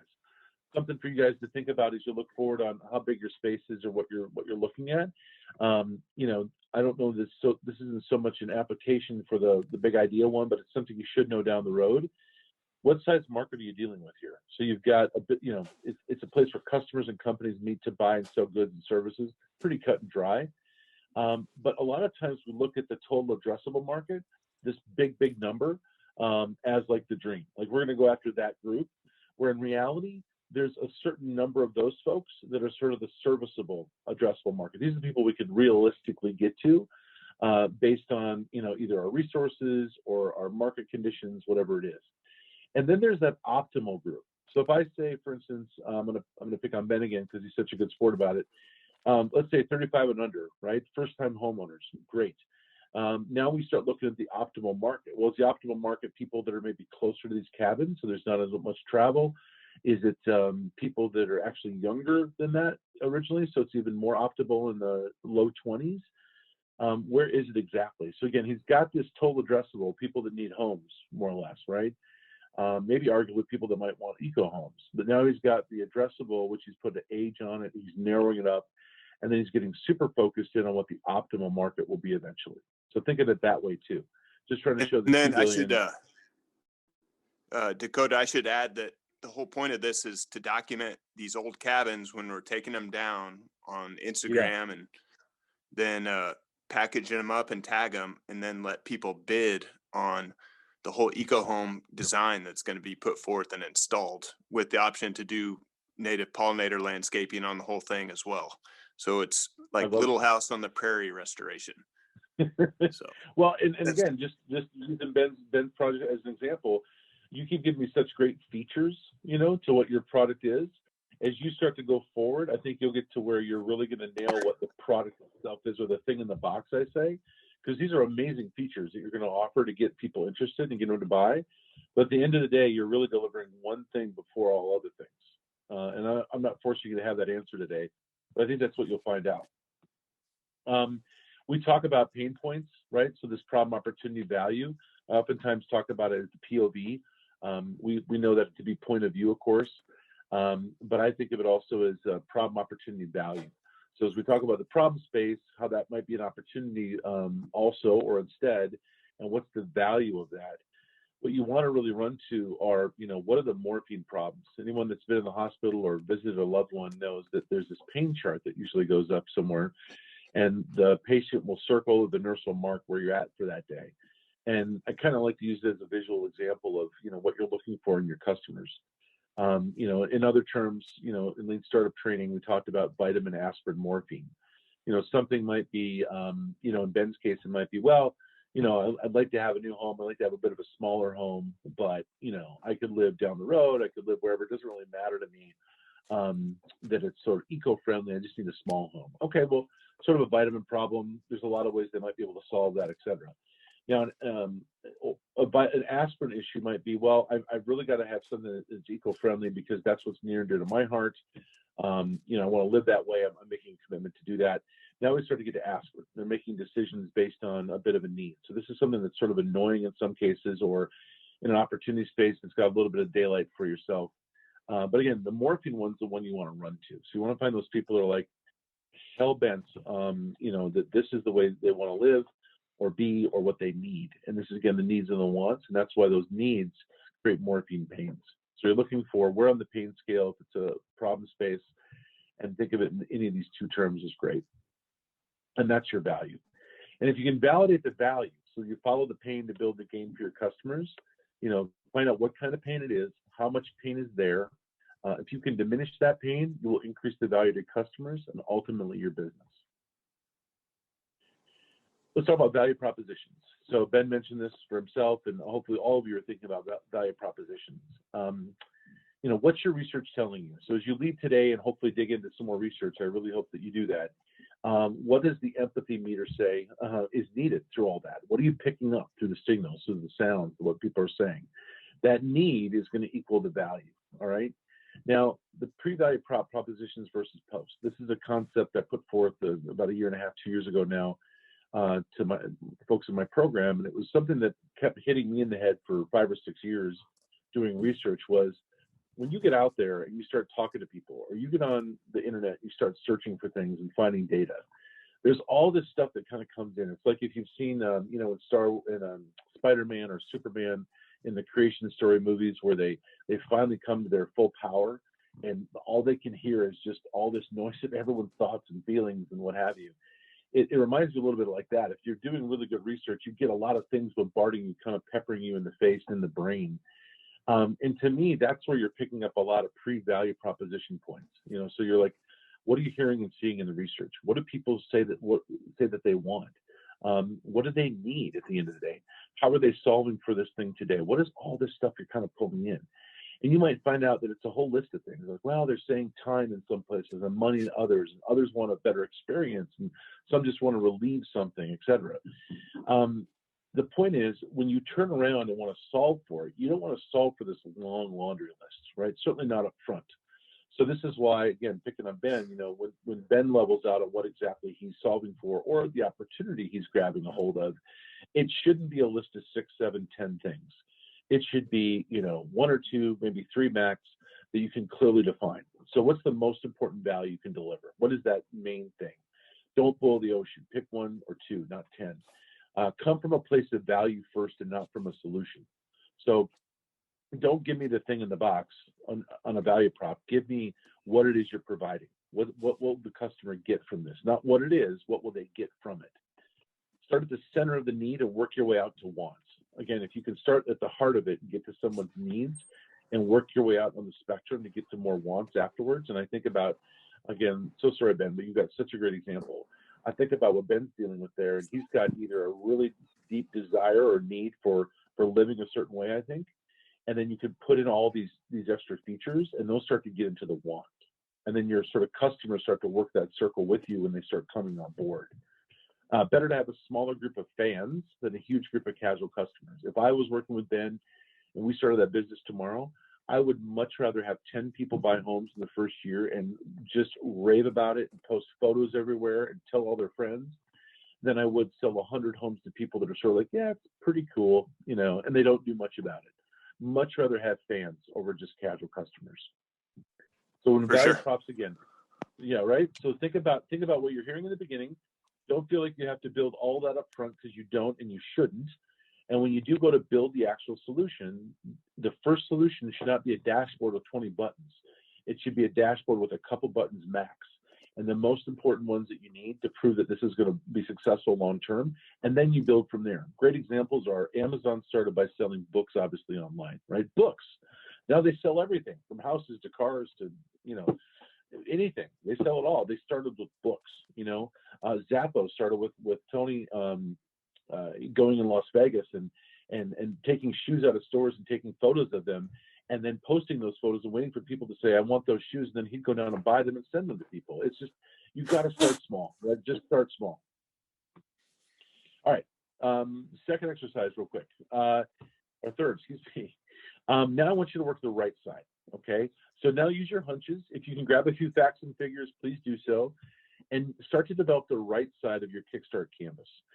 This is our ability, but I'm going to call it zoom and define for this exercise. So I want you to zoom in a little bit, which to me, zooming is sort of coming in and focusing a little harder now. Zoom in on that solution, the value props, and a little bit more on the business model. And we'll talk a little bit more about that too. But basically with the solution, what's the idea that in the product or service you'll offer? This is right off your application. I like to call that sort of what's the thing in the box. Okay, oftentimes you'll say, what's the solution? And someone says, well, I get a smaller home and I get to live off the grid and I get to do all. Okay, well, what's the thing though that's providing those things? So just make sure again with the solution, this is the thing in the box. This is the product or the service. If you walked into Target and you looked at it on the shelf, it's inside the box there, okay? Not the outcomes. The outcomes are the value props. On the value props, what values do you plan to provide to your customers? Again, right off your application. What are those things? Keep it to a bare minimum at first. Pick those most important couple. How do you plan to deliver these products and services? So if I say I want to save people time, let's save my customers time, I'm going to do that by providing a faster experience doing this, okay? So talk about that. And on the business model, don't worry about all these questions right away right now, but the bottom line is, do you have a sense of your expenses, yes or no? Right now, just a yes or no is fine. How do you plan to make money though? This is one I'd like you to think about answering today a little bit. You know, in Ben's case, is that he's going to sell them outright? Is he going to lease them? Is he going to rent them? You know, whatever the case might be. Whatever your business is, how are you going to make money on this? All right. Are you going to have government grants that help pay for it? Are you going to have, all kinds of avenues you could take? So just see if you've asked yourself that question. And then this other one about, current resources, what do you need to move forward? Don't get that elaborate yet if you don't want to. More concerned about, do you have a sense of your expenses, yes or no? How do you plan to make money? Okay. So I'm going to give you another 5 and 5 on this, if it's all right with everybody. So I'm going to click back to my other screen and double check our time schedule and all that good stuff. So any questions on this? Doing the right side? No? Okay, appreciate everyone playing along. Hopefully somebody will be brave enough to speak up so I don't keep picking on Ben all day too. So let's do zoom and define. All right, 5 minutes, first 5 minutes starting now. Hit it, DJ. And folks, having done these type of seminars before for Pollinator Patch, I can tell you if you don't talk or you don't bounce your ideas off anyone, you aren't getting as much value as you could. At the end of the day, you're going to need capital, traction, and a team. So the traction is the marketing. You got to raise the capital based on the value of your idea. So if you don't talk, you aren't going to get anything out of this. I'm going to bring you to all my workshops, Ben, just for that moment. And so thank you. Well said. Awesome. And just so you guys know too, we're going to take a quick break after this section. So rest up. We've got a few more minutes left here, then we'll take a break for everybody. All right. So let's talk about this one for a second. Anybody, and again, Ben has been such a good sport. Anybody want to share a couple parts of their canvas on their project on the right side here in particular? Who's got a solution they want to share?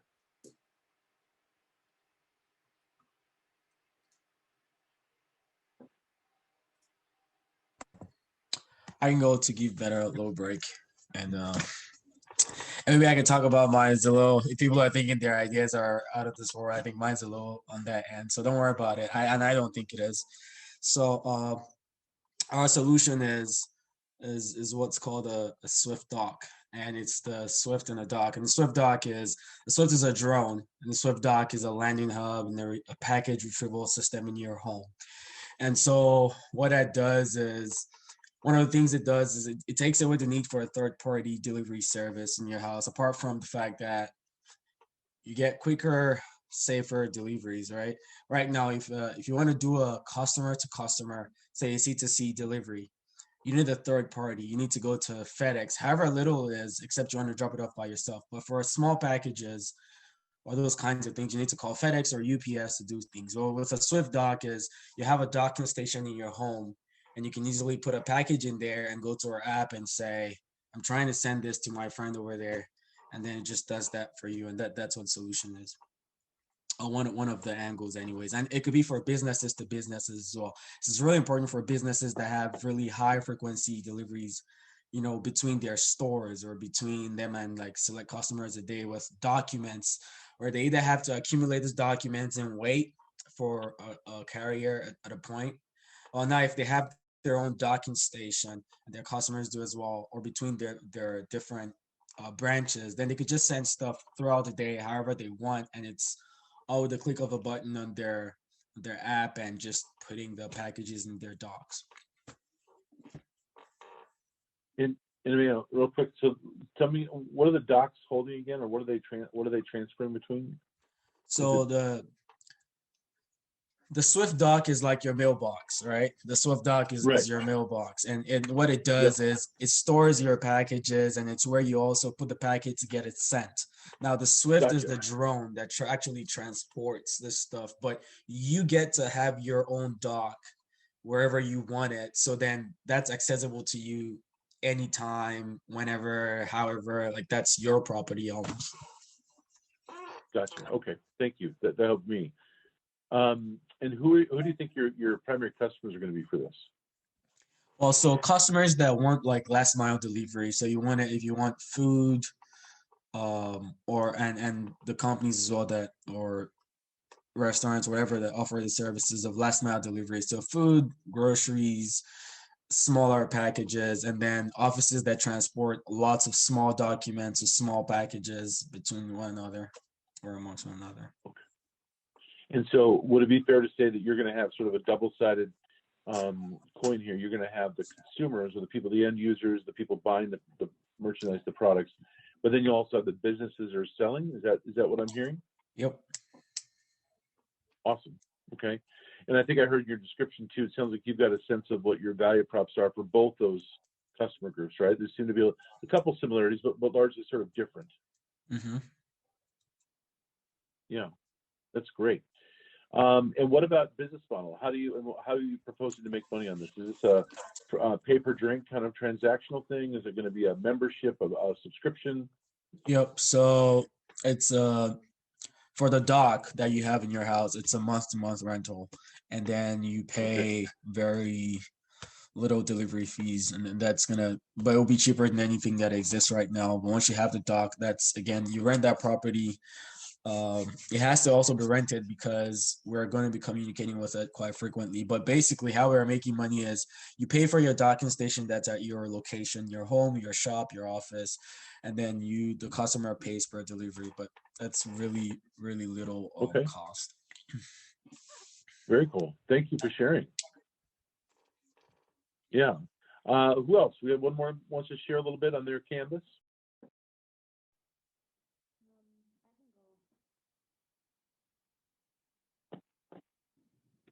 Okay, Can you say that again? I said I felt pretty shy to join in on conversations because I joined very late, and now I feel very unprepared and lost. Don't worry but I'll about go. We're very, safe space. The solution, our solution is called Bag Grip It. The problem we are trying to solve is the inconvenience of carrying multiple grocery bags at a time. Okay. So our solution is Grip It. It's made out of recycled plastic. And I had the prototype, but I don't have it on me right now. I gave it to somebody to do a review on it, so I can't, unfortunately, I cannot show it right now. But what it is like a gadget, a shopping gadget. It has a ridge on the bottom where you can divide your groceries, the handle, so that the plastic is not really hard on the hand. And it can carry up to 50 to 60 pounds of groceries, but it doesn't feel as heavy as it would when you're carrying it normally, because the pressure of the bag is distributed throughout the gadget. So normally Okay. the grocery bags will be pulling on your hand. So the plastic bag or whatever bag we're holding it with or carrying it with, will be a thin area on our hand. So we Okay. will feel a lot of pressure because the force is not distributed along a larger area on our hand. But with Bag Grip It, that force will be distributed throughout the gadget, and it will feel less heavy. So that Okay. is the problem that we are solving. Our target market is pretty much everybody that has a bag to carry. But like you said, that is our total addressable market. Our like Okay. our optimal market would be people with big families, which means they will have to buy a lot of groceries all the time. Um, People who don't have cars that commute to grocery stores, like that take buses and stuff like that. That means they would have to carry their grocery bags for like a longer distance, like they have to carry it, walk with it. Individuals living in apartment buildings that don't have like elevators, so they have to like walk up their apartment building. So our target market is um, pretty much everybody who has groceries or any bags to carry. Okay. All right. And you mentioned some interesting things in there. So maybe as you start to have an optimal market, maybe some of that has to do with, you know, I laughed when you said what the idea was, only because as a kid, it's been sort of like a, I don't know if it's a source of pride or just stupidity that I try to carry as many bags as possible. And I have a 2-year-old son now who seems to have the same trait, so it must be genetic. But that's no joke to carry 40 or 50 pounds worth of groceries at some point. So I'm wondering if that might be something to think about too, is like, you know, not that you're going to have people that can lift 50 pounds, but, you know, is it more for, you know, people of a certain age because of this? Or maybe it's a great, you know, resource for folks that are a little bit older because it does distribute the weight. I'm not sure what it looks like, but so that's really interesting. And what about, I'm guessing you're going to sell this retail, is that right? You're going to sell it just in retail stores? Yes. Pretty much everybody that we showed the product to agrees that it's such an impulse buy thing. Like if it's in front of like the counter, like the checkout points, and somebody will be checking out and be like, oh, this is something that I can use. And it's not, it can carry up to 50 pounds, but it can carry any amount. So Okay. it's like an oval shaped gadget, and it has a hook, and you open up the hook and you put in your grocery bags. So it can be 1 bag or 2 bag. It can be 10 pounds. It can be 50 pounds. I put a link to Okay. your website in chat for everyone, and there you can see the prototype in the video on their website. Oh, awesome. That's so great. Okay. Thank you. Well, thank you for speaking up. I love it. I love that you got something you're thinking about, and you can tell you're passionate about it. So thank you for sharing. That's wonderful. Well, how about we do this? I want to make sure we honor people's time here and make sure you guys get a little bit of a break. And so we'll be exactly on schedule if we take a 10-minute bio break right now, if that's okay. Yvonne, does that work for you guys? Okay. So we'll take a 10-minute break. Go do whatever you need to do. Hopefully come back though on the hour at 4 o'clock. We've got a good power hour left to hammer home some solution design, a couple more exercises, then we'll finish with sort of that drive mentality and some storytelling. So, all right, guys, thanks so much for the first couple hours. We'll see you in about 10 minutes. No, I see Yvonne. Hello, Yvonne. There she is. Hey, we're back. I'm here. Awesome. We had I was on there. a great point raised by somebody in chat was being concerned about lawsuits and intellectual property, basically, for their ideas. And Yeah. I think it'd be interesting if you have a moment either at the end of your presentation or whatever to talk about your take on that. Like, you want to talk about your idea and you want to get feedback, and yet you don't want to give away the farm too, Yeah, well, I'll touch on that real quick, actually. We just launched, it's ironic because we just launched an intellectual property practice at the bank, which I was able to help be part of last year. And it was a great continuation of some of our other innovation programs that I run. And I learned a ton because I was working right along with an attorney that we have in-house, super nice guy, was a game designer for 7 years, an attorney now for a while, and is in there helping us with essentially patents and trade secrets.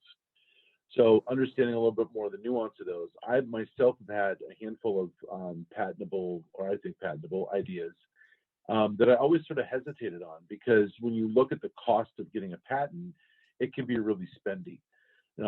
So I would just, I guess the short answer, Yvonne, to your question is, I think you have to evaluate, the worth of it all, because if you can tell a story without giving away the farm and find support for your idea, which oftentimes you can sort of say what it might do, not how it's designed. Looks like the meeting might have disconnected me. You still out there? Yeah, we're still hearing you and seeing you. Still, Your video's sorry, okay. still. Okay, perfect. Copy that. What I would tell you to do is just sort of evaluate that, because again, it's going to be really about when it comes to patents. Also, the best way I heard my attorney friend now phrase it was, patents should be considered for technical solutions to technical problems. And that tells me a couple things. When you're looking at patents, you do want to have something that's more technical minded. Now, there are design patents, but there's still some technicality to that. And also, what are they technically solving? That's important. I think some of the things that I was thinking of early on in my career probably weren't even patentable because they weren't technical solutions to technical problems per se. Also, trade secrets is another way to protect things. Also, copyright. And copywriting is much cheaper, much less expensive to do. You can do that informally. There's ways you can look it up online, but basically, if you have something postmarked and sealed, that can protect some of that. If you start using something, you can get a copyright started basically that way. You can get a common law trademark that way if you start using a logo in a space. I was approached 5 years ago from a company that had a name that was similar to a name that I had in Nebraska secured, and frankly I wasn't using it anymore, and so they offered me $5,000 to just basically not hassle them for using the name.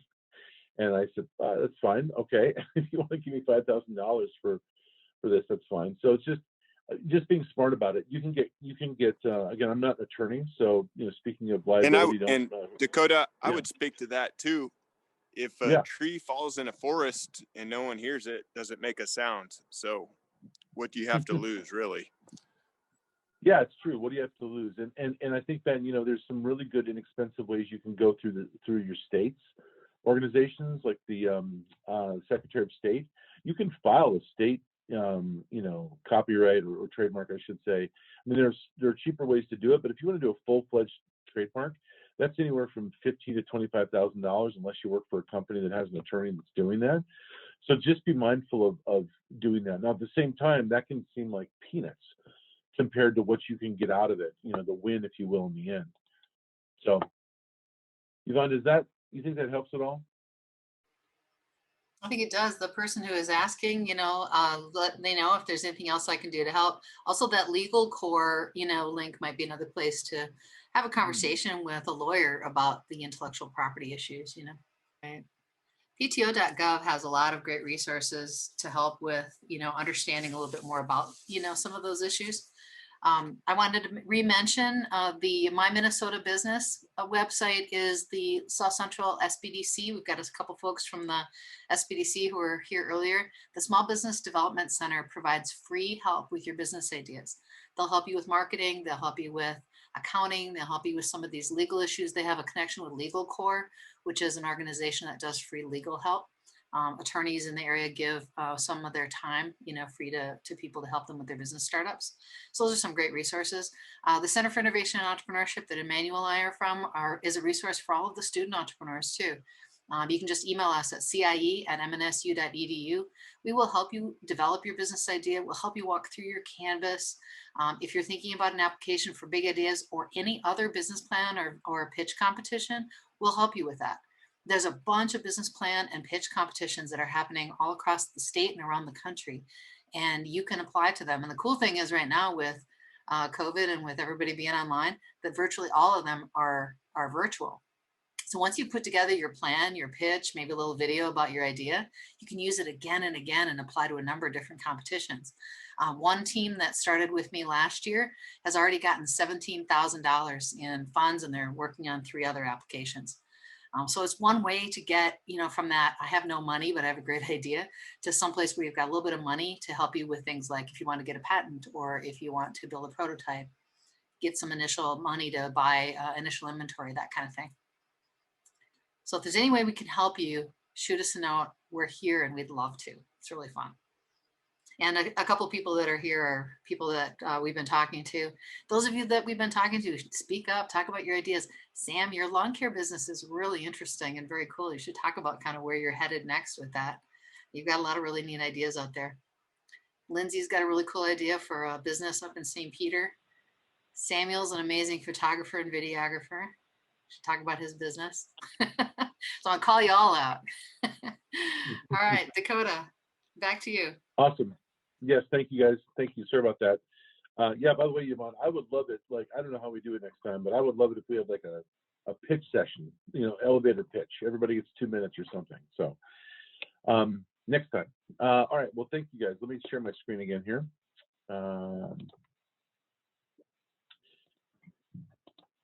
And I will try to leave a couple minutes at the end, I hope, guys, for additional questions if people have them. I did want to touch on mentorship too before we get out of here today. So, all right, I'm going to start from here on design. So let's make something that rocks. So real quick, before we get into a little more solution design, again, many of you may think that you've already got the solution figured out, but just play along with me for a minute. When you look at the canvas and you start to really see how it comes together, it can be easy to focus on, one section by itself. Whether you're using canvas or not, you just focus in on 1 or 2 of these things and forget about the other ones. And again, the reason that I like canvases and custom canvases in particular is because you can create a conversation. It's a narrative that can make sure that you don't forget things, and you can make sure you're doing your research and homework and telling a full story, not a partial story. And I put these arrows on here just as a really rough example of just saying all these are interconnected. So when you sit back and take a 5-foot view of this, once you sort of filled it in the first time, make sure that when you look at the problem statement or the opportunity statement, that the solution to the right makes good sense, right? Like, okay, I see where those connect pretty easily. When you think about the problem and the customer, those obviously have to go hand in hand. The customer and the problem, live and breathe inside the market, right? And the market affects those the same way. When you think about your value props, what's driving those value props? How do those value props drive your solution, frankly, and also help drive your business model? And then, of course, the business model having the ultimate effect on the vehicle, if you will, that you're going to put this out in the market. That's being driven by all kinds of forces. So, my hope is that when you step back from this, you can draw a line from any box to another box and call out what's there. One thing, just really quick, last point, that I mention a lot of times to people is I purposely put the customers and the value props across from each other because I think it's one of the most important places to have true alignment. So if you have a customer listed, 1 or 2, let's say, and you have value props to the right, just make sure that those match up. Make sure that for every customer, there's at least 1 value prop and vice versa. Of course, customers can share value props can share customers, that's fine. But if you have a customer that's just sort of hanging out and there isn't a meaningful value prop, probably just move them off the list or figure out what you need to do to help solve for them. And if you have a value prop that isn't affecting a customer, and this happens a lot when you say, well, the value prop here is we're just going to make a lot more money as a company. That's the bottom line. I'm like, well, that's great. And if you work for a big company, they are certainly one of the customers of your idea. They're going to benefit from it. But that doesn't do anything for the end user or the person that's purchasing it. And they may be one and the same, but you haven't addressed what their value props are. So again, just keep that in mind. Watch how things are aligning. It's really going to help you, I think, develop a much smarter solution in the end. All right, I want to talk about how might we statements. And, you know, Yvonne and I's love for design thinking. This is one of those sort of key tools that design thinkers will leverage. And I want to just work with you guys for a few minutes on what this could look like for you. So I want you to use the design thinking tool to frame up your solution from 10,000 feet. So some of you already have something. If you're someone like Ben or Fatima that were willing to share their ideas, and they literally have a concept, in one case have a product, you can still do this, right? The reality is to put this in a how might we statement. So how might we take the action for who in order to produce what change? And so I think about like the bag example, right? The bag holder. How might we, you know, create a useful device for seniors, for apartment dwellers, for whatever it is, right? You have to be a little more specific, see, in order to assist them in carrying, you know, their grocery bags up or their shopping bags and alleviate pressure on their joints, but whatever the case is, right? If you don't have a firm idea yet, or you're just developing it, this is a great way to start to, you know, frame up a solution. So if you don't mind, this is really just two big exercises in this stage. And this is the first one. And this is the how might we statement. So everybody take a look at this, grab that extra piece of paper you still have or your PowerPoint, and I'm gonna give you 2 minutes on the clock to do a how might we statement. So how might we take what action to, for who, in order to produce what change? Okay, so 2 minutes, I'm gonna crank it up here, 2 minutes, and I hope someone will share with us when we're done, one or two, or if you wanna post it in the notes, the chat online, maybe Yvonne could read a couple. So 2 minutes, starting now. All right, there we go, 2 minutes. Yvonne, did anyone happen to type anything in to the chat by chance? Nope, not yet. I've got one to kick us off though, if you want. Oh, I'd love it, yeah. So I own a company and I've had it for 27 years. And we are now deciding that we're going to pivot. We're going to completely change our, you know, kind of what we do. And so as a team, we're actually working on some of the stuff you're talking about. So I was making lots of notes, and I'm actually sent a couple of emails to my team. Go look up more on this, you know. So here's what I have. How might we create a toolkit to serve web developers in order to make smoother go lives? A really common problem that people have when they create new websites for people is the go live day ends up being super stressful. Problems, sites down for some period of time because as they do the transition, they run into some technical thing that breaks the site. And we've done like 500 websites over the last 27 years. So we have a process and a toolkit that we use that helps us make sure that that doesn't happen, that the site go live goes really smooth. And so we're thinking of making that a new product. So. And I love that idea, by the way. What do you think, you know, at the end of the day, by having this new tool set and making the go live day go smoother, what does that do for these other companies or these individuals? It helps to maintain their reputation with their customers. Many times they have a great experience, like throughout the process of doing the website. You know, they may have great customer service, great design, you know, the customer loves them. And then on the go live day, something goes wrong and all that goes in the toilet.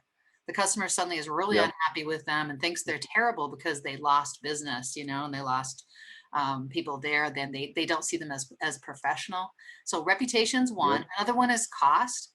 During the go live day, we've gotten our process down so that it takes about 15 to 20 minutes to accomplish the stuff you have to do on the day of. There's prep work ahead of time to get that to happen, but it's a 15 to 20 minute process, many times with no downtime at all.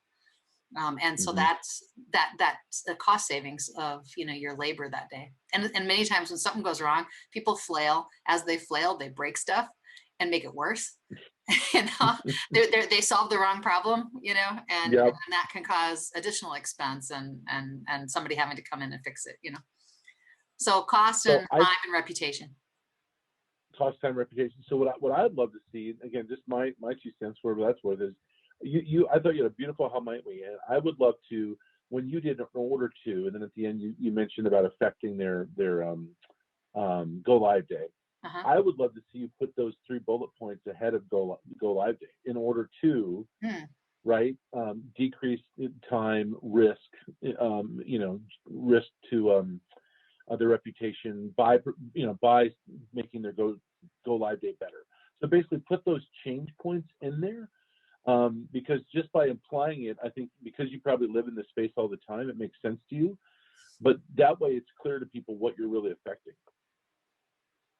Thank you.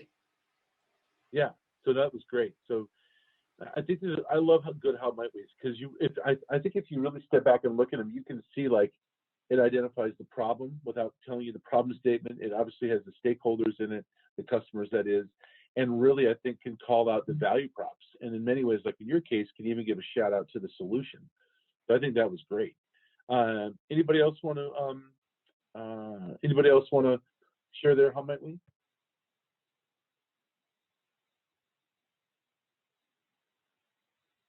There's got to be one other brave soul.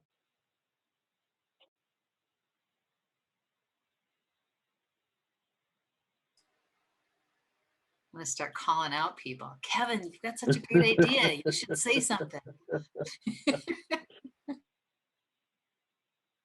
You know, I sometimes like to try to apply these to what we're doing. So let's think about today, guys. So this is I've done a lot of workshops, over my career, it seems like, but this is the first time I had a chance to really work with a group like yours. And it's been a great experience so far, and I've learned a lot. And this will be even better, I hope, next time, frankly.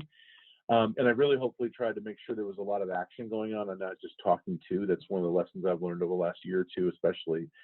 So to me, I think of this like how might we create, an effective workshop learning environment to serve, brand new, startups or people thinking of starting up in order to, help you move faster, quicker, and be more successful in the long term. Just again, that's sort of on the fly, but you can kind of see how you can create a how might we, pretty quickly if you give yourself a chance. So, okay, we've got another good one to go to here. So we'll save calling on people till the next one maybe. Hey, Dakota, we actually got one here. How might we create affordable energy systems for farmers in order to increase food security? I love that. So on the money, like that is, we know who it is, we know the action they want to take, and the food insecurity that couldn't be framed up more perfectly. So that's really well done. So yeah, nice job. Who was that? Can you say? That was David. He has a business called Seed Energy. Awesome. Thank you, David. That was great. Okay, so this is one of the highlights of my design workshop that I do with my IARs, Innovators in Residence, and I borrowed it over here because it was taught to me from somebody else down the road anyway, so I'm sharing it with you. This is all about prototyping, really, okay? And first of all, I don't want you to freak out about drawing anything, because we all draw like, we all draw like we all draw. If somebody is an illustrator in this group or does caricatures on the side of birthday parties, let me know. But otherwise, I think we're all just going to draw stick figures and, scraggly little circles and lines. That's totally fine. You draw what you want to draw. Sometimes we'll even do, smiley face or an image of an icon or something and then write a little caption. The point is, I want you to think about putting 6 ideas on this paper. So if you've got an audience and a problem, whatever, I want you to put 6 things on here. So I'm gonna pick on Ben again because he's such a good sport. So in Ben's case, it may be that he's going to put 6 of those feature items that he listed on here on the board. So you've got the homes in the containers, custom. You've got the landscaping offering. You've got all these different things here. I want you to put 6 different sort of ideas around your concept on this board. Okay, and basically what we're looking for is, what are the features, what are the big points about a solution that really get you going? Now, we're going to narrow this up on the next round, but I want you to start with 6 right now, okay? So this is 6 ideas in 6 minutes. It's about prototyping. These will refine themselves. So again, don't worry about it being fancy. And I just want to emphasize again that prototyping is so critical when it comes to sharing stuff with people. And don't be overwhelmed by the idea that prototyping means you have to be an engineer or you have to write software, any of that. I take something like this, frankly, as a prototype. A prototype to me is, especially a minimal viable prototype, is an inexpensive prop that tells a visual story, right? So it's an inexpensive prop, tells a visual story, and it elicits a response. So it gives you a reaction from someone, gives you the feedback from someone. And that could be a customer, it could be a stakeholder, it could be your best friend, your parents, whatever, your teachers, your professors, anybody, to get them to respond to what you put in front of them. It sounds simple, but I'm telling you, it's one of the most effective tools you can have. So what I want you to do again is take 6 minutes to be exact, and draw 6 different outlines of ways that you could create a solution for the problem that you've outlined or opportunity and your customers. Okay, any questions on this? Okay, your 6 minutes starts now. I have a clarifying I'm question. hoping, oh, sure, go ahead. So clarifying question, we're writing out ideas for features for our solution or 6 different alternative ideas for a solution? I think in your case, Yvonne, because you've got a real, sounds like you've got a really direct solution overall, but what are maybe some of your feature sets? The same could go for, say, Ben. You know, when it comes to the food insecurity one as an example, they might be more baseline of like what could affect food insecurity most. So maybe less about a main, body of a solution with features. It may be like which different bodies are you going to choose? Does that make sense?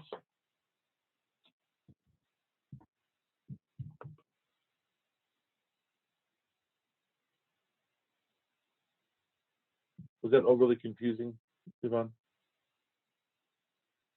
No, it made perfect sense.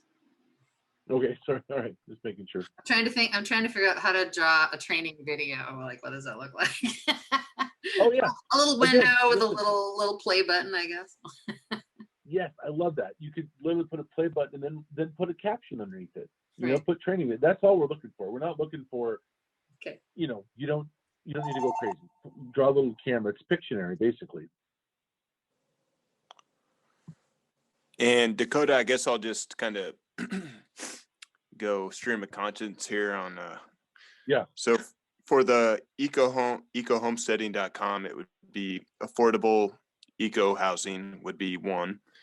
Then you'd have your native pollinator landscaping would be 2 as a solution. Your third would be the price points would be biddable in that there'd be a menu of options, and that would create customizable solutions that are affordable for your budget. In the fourth thing, it would be net zero, in that these designs would be these old 1850 structures that are just rotting are being preserved inside of shipping containers. And as they go into the containers, they're being treated for bugs, and they're having the pressure washing and, having put up and taken down a few of these. There's a few steps you have to do. So in the big picture, these are going to be net zero. And by the time they go in the container, they'll be ready. All the materials will be preserved, and then you'll have the ability through net zero to do solar and gray water. Additionally, they can be installed anywhere. And finally, it could offer a remote work or housing solution that's one of a kind. That's my 6. No, that's great. I think I want to give people time to work on theirs too, Ben, but that's a great example. And I think you're just kind of bringing home the fact that you're really kind of calling out features, and that's an okay. We can do it that way on this one for sure. Because what will happen is next round I'll have you pick the 3 most important features that you want to develop a little bit more. So, and if you're somebody that doesn't have a firm solution yet, you've got a problem and what you want to address, you might have full solution ideas in these 6 boxes versus features. So choose your own adventure here. Thanks for sharing, Ben. All right, stop that real quick. Okay, so I would love for anyone to maybe hold up to their camera if they were able to pump out 4 or 5, maybe all 6 of these little quick examples. Who's out there that's willing to just throw that up? We don't even have to review them all, but I just want to see how it went. I could do it. Oh. No, both of you. Lindsay, stay there too. Oh, that's great, Yvonne. I love that. Yeah. You guys, did you get 8 on there?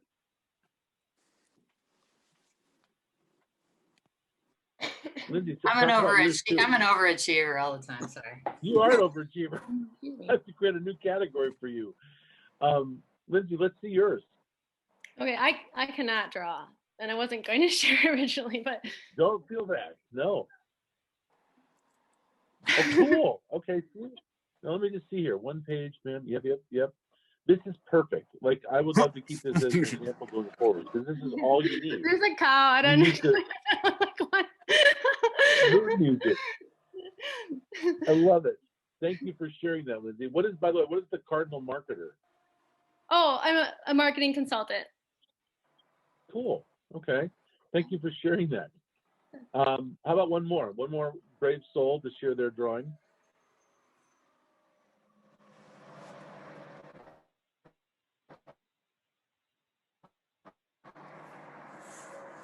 One more. We got to have one more.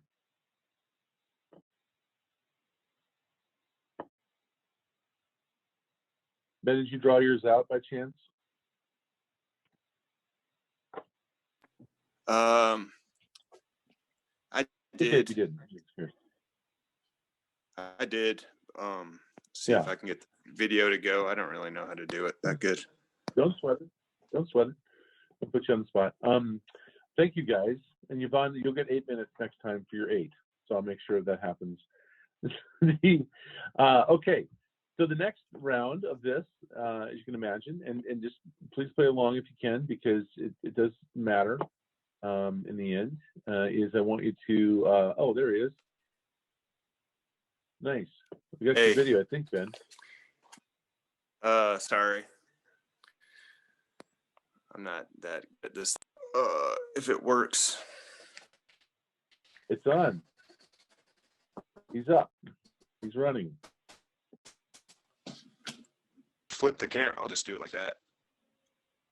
You can't really see it. There it is. Good. Oh, sweet. Thank you.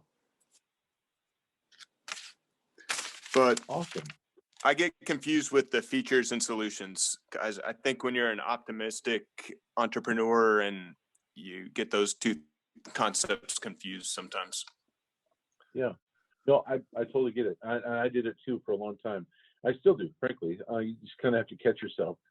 But that's why I think like writing it out the way you're doing it and talking through it is so helpful, because you can see the difference really if you start to look at it that way. And you'll see if you're calling out something and you go, oh, that's a really cool feature. That's a really cool thing that I could get from this. Well, that's great. What is causing that thing? What is creating that feeling, that value? That's the thing in the box, as I say. That's that solution, and vice versa. If I tell you, well, this is, to Yvonne's example, if I have this new program that I'm going to offer you for your go live day, okay, why do I care? Like, what am I going to get out of it? Well, I'm going to save time, my reputation, all those things. So yeah, I think I suffer from the same thing, still do on occasion, and once I write it out, it's really much more helpful. So cool, thank you guys. All right, let's do next round, and that's going to take us to 3. So we're going to be 3 minutes on this one, and this is narrow your 6 down to 3, and then if you have time to expand, that's great. But pick 3 off of your 6. These are your 3 favorite ones to date. So if it's features, pick your 3 favorite features of this larger product idea or service idea. If you don't have a firm product or service yet, but you've got options, pick your 3 favorite options. Okay? I will start the clock now. All right, there we go. So a little more time for your top 3. Lindsay, can I pick back on you for a second, since you were kind enough to share along with Yvonne? Did you keep 3 that were on your original board? Did you pick 3 favorites? Yeah. Which ones did you pick? I picked, so my idea is like a kind of like cafe lounge in St. Peter. That's more it's open in the evenings where you can sit and like hang out and talk, and the theme is around the history of St. Peter, so it'd be like notable people that started St. Peter or like had accomplishments, and just so it'd be like,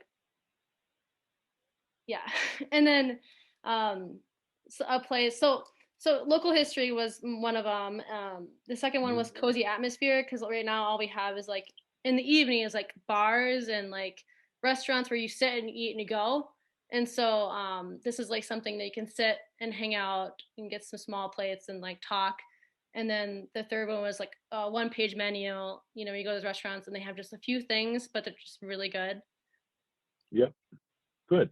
And if you had to pick one from this point, which one would you pick to start with to really focus on? Like to kind of, I guess like, well, the menu thing I feel would be the hardest one. But maybe I guess the local history would probably help me with my branding, you know, like what people I want to focus on and why they're notable, and maybe doing some research. There's like a St. Peter local Facebook page, like going to research about what people, who people talk about and what they care about. So what people get excited about, because you could have. I like that. Yeah. Well, and I think, you know, I think what Lindsay's doing a good job to sort of portray for you guys is having these different features and what she can call out first. For me, what it makes me think of is that for her, it's about what's the unique differentiator between her, you know, establishment versus others. And that's sort of what I was pushing on you for to figure out, like, what would be the thing you would push. And I used to own a restaurant, so I can tell you it's a really tough business, but it can also be really rewarding. And having a 1-page menu may not be a big selling point, but having this historical connection to the area, and, you know, that's really kind of different, right? That's interesting and different. So as you look for not only your product, but how to market it, you know, now you know where you might be able to focus some of those early efforts. So great. Thank you for sharing. Thanks. Yeah, I know our time's cruising here. So if you guys will let me, I'm going to share my screen again really quick here in a second. Or am I sharing still with you guys? Sorry.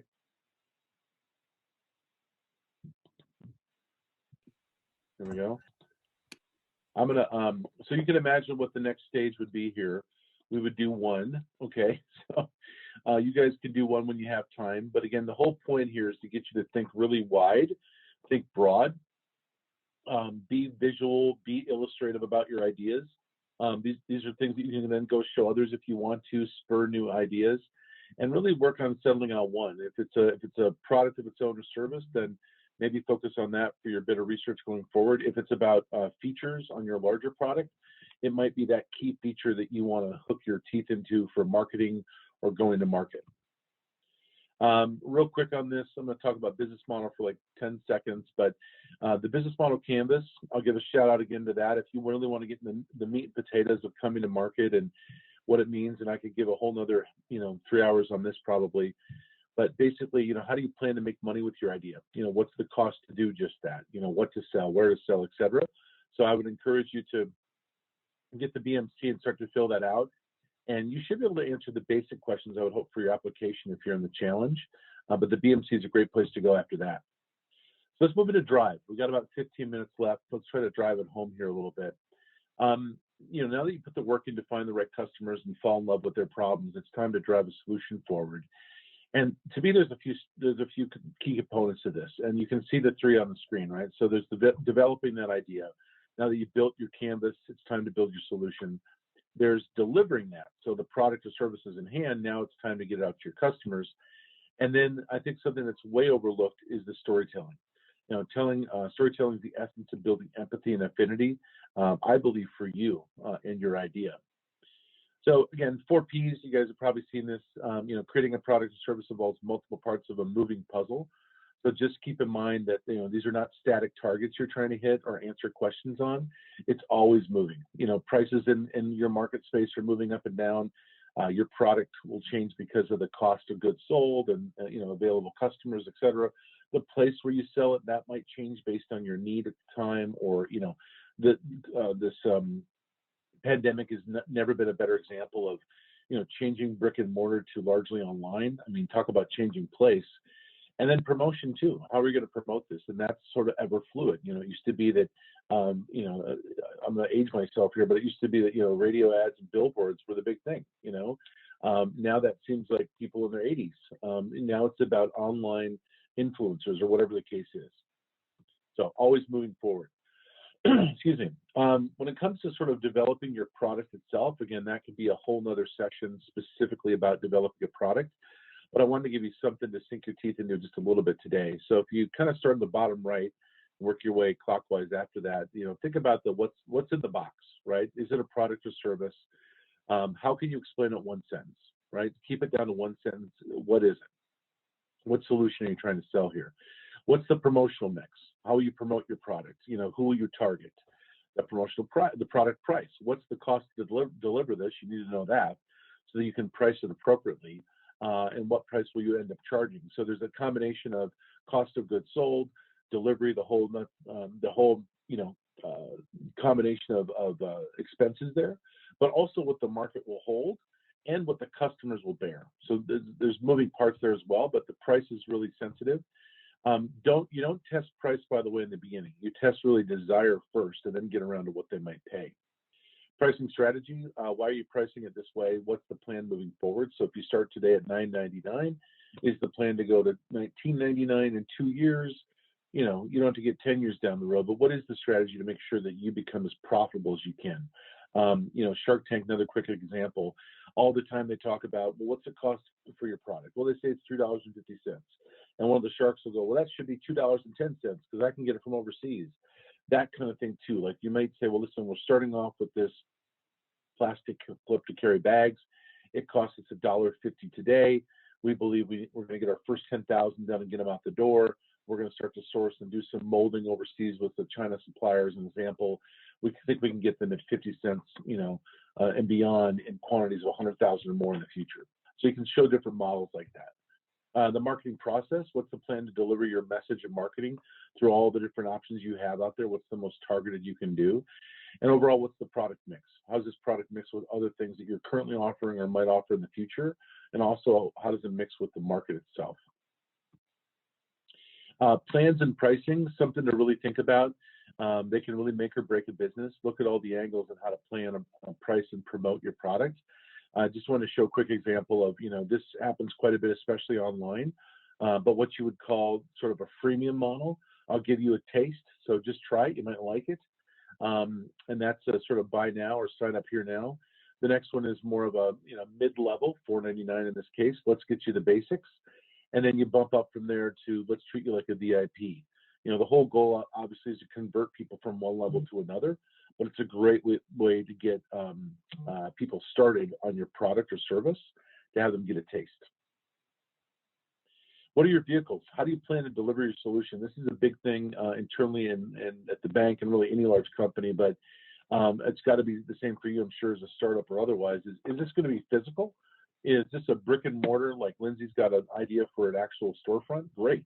You should note that. That's a big issue as you tell the rest of your story. Operating, you're looking to leverage that brick and mortar atmosphere. Digital. Is your solution digital based? If so, what platforms or devices do you operate with? If it's going to be a mobile app, are you on the Android store as well as the Apple store? Really making sure these things work. If you guys make an app, is it going to be friendly to the different types of screens that are out there? There's all kinds of considerations, but just know that if you're choosing digital, you need to start asking more questions and doing some more research. And the last one I put on here is literally delivery. Again, with the pandemic, is your product delivered to the customer's doorstep? It may be, it may have to be, but there's all kinds of considerations there about packaging, shipping, you name it. So what are your vehicles? I want to sort of end on storytelling here, and it's something I've become really passionate about. It's something that I realize that my programs seem to touch on that others don't. So some of those other tool sets I shared with you earlier don't really get into storytelling as much, whereas I really love talking about, how do you tell a good story ultimately? And this doesn't come from starting doing this a while ago. This came from a few years ago. It sort of slapped me in the forehead and said, well, this is really a big deal. These pitches we're doing for people as graduation events and to tell the story is just seminal in the success of their project. So, you think about, I carved out these 5 steps. So you think about what's the plan for your pitch. So what is it for essentially? Is this for your big ideas event? Is this for meeting an investor? Is this for talking to customers or your family? When are you going to give this pitch? What exactly is the outline of this? Where is it going to be given? Is it in person or virtual? Why are you going to give it? Is it to raise money, gain customers, just gain awareness? All those things can affect your messaging. It's important to know those. And obviously, maybe the most important, who's your audience? Who exactly are you giving this to? And again, that can really dictate what you put in there. I like to have pitches that are sort of a little bit like Mr. Potato Heads. You've got a base body to this thing, but then you could add different components based on the audience. That's when your idea really matures. But first and foremost, know who you're going to pitch to. The next one is the presentation itself.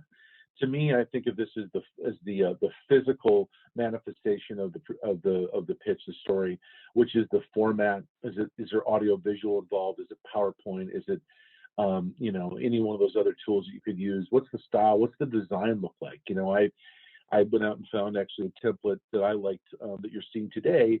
The second time I've sort of used it, but I like the colors, I like the supporting graphics, all that. There's a purpose to it, right? It's not just sort of all over the place. And I didn't show you photos from the 1970s and then modern photos from 2050. I wanted to make sure things hopefully felt a little bit consistent. Also, what's the length? How long is this going to be? How long do you have to talk about it? How many slides do you need to support that? The pitch, right? This to me is more a little bit about the style, but what's the story you're really telling? How are you giving that delivery? You're going to give it upbeat. You're going to be fired up and get them really going. You're going to be a little more somber to start so they can really feel the pain. What are you going to do with your emotions through that? What emotions are you going to hopefully draw out of them? How can you elicit empathy from the audience, and how can they gain empathy in you because you are believable, because you are telling a compelling story? What about the punch, right? So this to me is about the facts and figures. Another term I've heard is a verbal slap. So, what are those things that get people's attention, those facts, figures that you find out there? What's relevant? Make sure those are definitely relevant. I can give you a huge number and blow you away if it has nothing to do with the problem or the customers or eventual solution. It's just not relevant.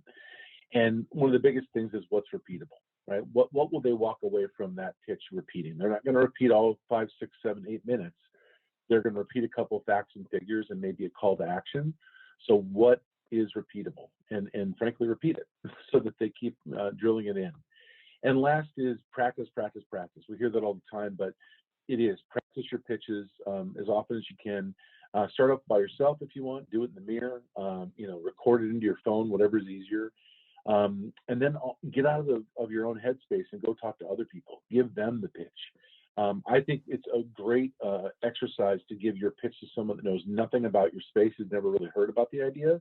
If they can go from the beginning of hearing about the problem, opportunity you're touching on, the customers, getting to your market a little bit, really, it's like building the movie up, right? You're getting into the car chase. You get them really interested. You build that friction, that tension through all of that. You're like, wow, what is the solution? Show me the next chapter. And then you drop the solution on them and the value props, et cetera, that follow. Then you've got something. And if you tell a stranger that, or even someone that you know that's never heard it, and they get it, then you've done a good job. So I'll also make sure that when you Dakota. Oh yeah. If I may interject. Yeah. Sorry to derail, but a lot of what you're just saying, I found a useful exercise. You go to Vistaprint and you get your business card, and all these concepts should have to somehow fit on a little 2x3 piece of paper. So when you boil it down, Vistaprint's a great solution for that. You can go 1 or 2-sided, but at the end of the day, you're going to have to make all these points in a very concise amount of time. Yeah, and it's a great point, Ben. And I think, oftentimes you'll have X number of minutes to do it. I think to Ben's point, what is really helpful, even if you're starting wide, is to come back and go really narrow a little bit, because it forces you to get the most important points out there. And so that's where I think of an elevator pitch. We've all heard that term before. Here's some basics on elevator pitching, and I'll make sure you guys get some of these slides for reference if you want to. But this is about taking your story and telling it in a short window. I read an article from Harvard Business Review a couple of years ago that I think the average length of an elevator ride in New York City was like 97 seconds or something like that. So think of this as like 1.5 minutes, 2 minutes, somewhere in there. And to Ben's point, think of it as that business card. What's on there? What are the key features or things you're listing on there that you might touch on? But I want to clarify too, what you usually don't get to put on a business card from Vistaprint is setting the drama a little bit, and also who you are sometimes. So when you think about how to create the elevator pitch, don't forget about who you are, what you do, who you serve, customers that is, what makes you different, what's that attention grabbing hook or point. This isn't your full pitch, so give them your best stuff, a couple, one or two big punches, and then put it all together. And you can see here that what to include are things like your problem, solution, your benefits, and the hook. And don't forget to ask. If the ask is just, hey, come down to my cafe and check it out, wonderful. If the ask is, I'd love for you to buy one of these eco homes, ask them. You know, if the other one is, I'd love for you to promote my internet firm with other companies that you know are going to have their first launch days, okay, but just put the ask out there, right? So keep it simple, prepare different links for different audiences, narrow your ideas down to one sentence if you can, and focus on the benefits. So I'm going to leave you with two things that you can take with you. The last one really is to take with you, but this one we're going to do together. But think about, as you leave here today, what's the number one thing that has to happen in order for you to be successful, right? So I believe that what must happen or be true in order for me to be successful going forward. And you can't say win the lottery, right? It's got to be something realistic, but it could be, well, I have to find funding, or I have to find a building, or I have to get technical support, or I have to pay off my student loans before I can afford to do this. Whatever the case is, what is the most important thing that has to happen for you to be successful? So, and the last thing on the list is what I call a learning plan. And it's just one more tool I want to throw at you guys to think about. And that is, I use these all the time with my crew, and especially as they mature their ideas even further. And it's just a great way to sort of track your progress. And I put an example at the top there, but, you know, put what you want to learn. So in this case, I'm saying, well, I want to learn, what are the competitors in my space? I need to know more. How am I going to do that? I'm going to do it through online research. I'm going to do it this month of February, or the month of February. I've got about 30 or so days. And if I can find at least 3 or more with links and information, I'm doing pretty well. And I have not done it yet. Okay. So do yourself a favor, list the 5 most important things, the top 5 you need to do for your idea to be successful. So this isn't just the one thing now. This is the 5 things. Put them in order if you want to. Outline when you're going to do them, what action you need to do to take those. Is it interviewing people? Is it research? Is it, visiting the bank? Whatever it is. Also, don't forget to put your success metrics. This way you'll know where you're at and how you've done over time, and just keep yourself in check. If you have a team, you can share this and, Google Docs, whatever, or you keep it to yourself. It's really all up to you. Again, this is up to you, pacing yourself and being in control of your own destiny. So, I just want to mention really quick with the 2 minutes we have left that, mentoring is a big deal.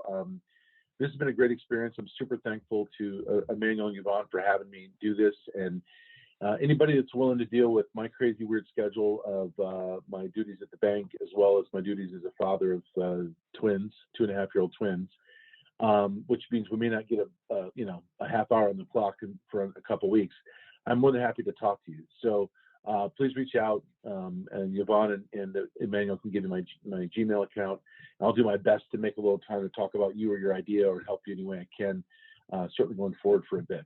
And mentors are important. So find mentors where you can, and I'm certainly not the end all be all by any means. There's lots of really good people, far more talented than me, that you can find out there. And I would just encourage you to ask. Just ask. Some people don't have the time, and hopefully they're honest with that. I'm being honest about my crazy schedule. May not happen right away, but a lot of times they're just going to tell you, yeah, let's give it a shot. And then be fair about your expectations with those mentors, and vice versa for them. So if it's just a matter of a one-time meeting, or you'd like a couple meetings, be clear about that. Make sure they know that this isn't getting into 4 hours a week for the rest of their lives, or what have you. So Yvonne, I think I hit it right at the hour. I don't know, but Awesome. Thank you again for having me do this. Hey everyone, you have reactions in Zoom. Would you like to click on reactions? Give a little round of applause for Dakota. Thank you so much. I made a ton of notes. Look at all the applauses. Thanks, Dakota. Thanks for hanging in. Hey, I've got a couple of quick thank yous. One, thank you to Emmanuel for putting this together and arranging everything with Dakota. He's our graduate fellow for the Center for Innovation and Entrepreneurship, and he's amazing, an entrepreneur himself, so comes at it from a real place, which is really neat. I put a couple links in chat, but I'll just let you know that there's some great events coming up. Chris Lindahl, the guy from the billboards that sells real estate, he's going to be speaking on February 5th to a group here at MSU. We have 3 clubs collaborating to bring him. He's actually physically coming to Mankato. He's going to be down at the Hubbard building. So if you'd like more information about that or any of our upcoming events, go to CIE Mankato on Facebook. You'll find all of our stuff coming up. Reminder, Saturday, this Saturday is our Big Ideas Challenge application deadline. Emmanuel would be mad at me if I forgot to remind you of that. Wanted to say thank you to the SBDC and the strategic partnerships at MSU, as well as all of our other Launch Minnesota partners that helped make this workshop happen. We paid for advertising and our fees and stuff to get this to happen through our Launch Minnesota grant, which is a cool statewide program to help charge up entrepreneurship all across the state. So all of you are the benefits of, are getting the benefit of a little bit of those Launch Minnesota energy. So thanks so much for coming. Oh, and one last plug, 1 Million Cups. 1 Million Cups is a really cool event that happens every Wednesday morning all across the country. There's people that get together that want to hear about your business ideas and that want to help you. It's completely free. You get up, you pitch your idea, you present it for about 5-6 minutes, and then you get 15-20 minutes of the whole group offering you help, referrals, ideas. It's really cool. Check it out at 1millioncups.com. Thanks, everyone. Thank you so much, Mr. Crow. You did a fantastic job. Yay. Thanks, guys. Appreciate Bye, it all. everybody. Appreciate it. Have a great Good rest luck. of your day. Call us if you want some help. We'll connect you. Yeah.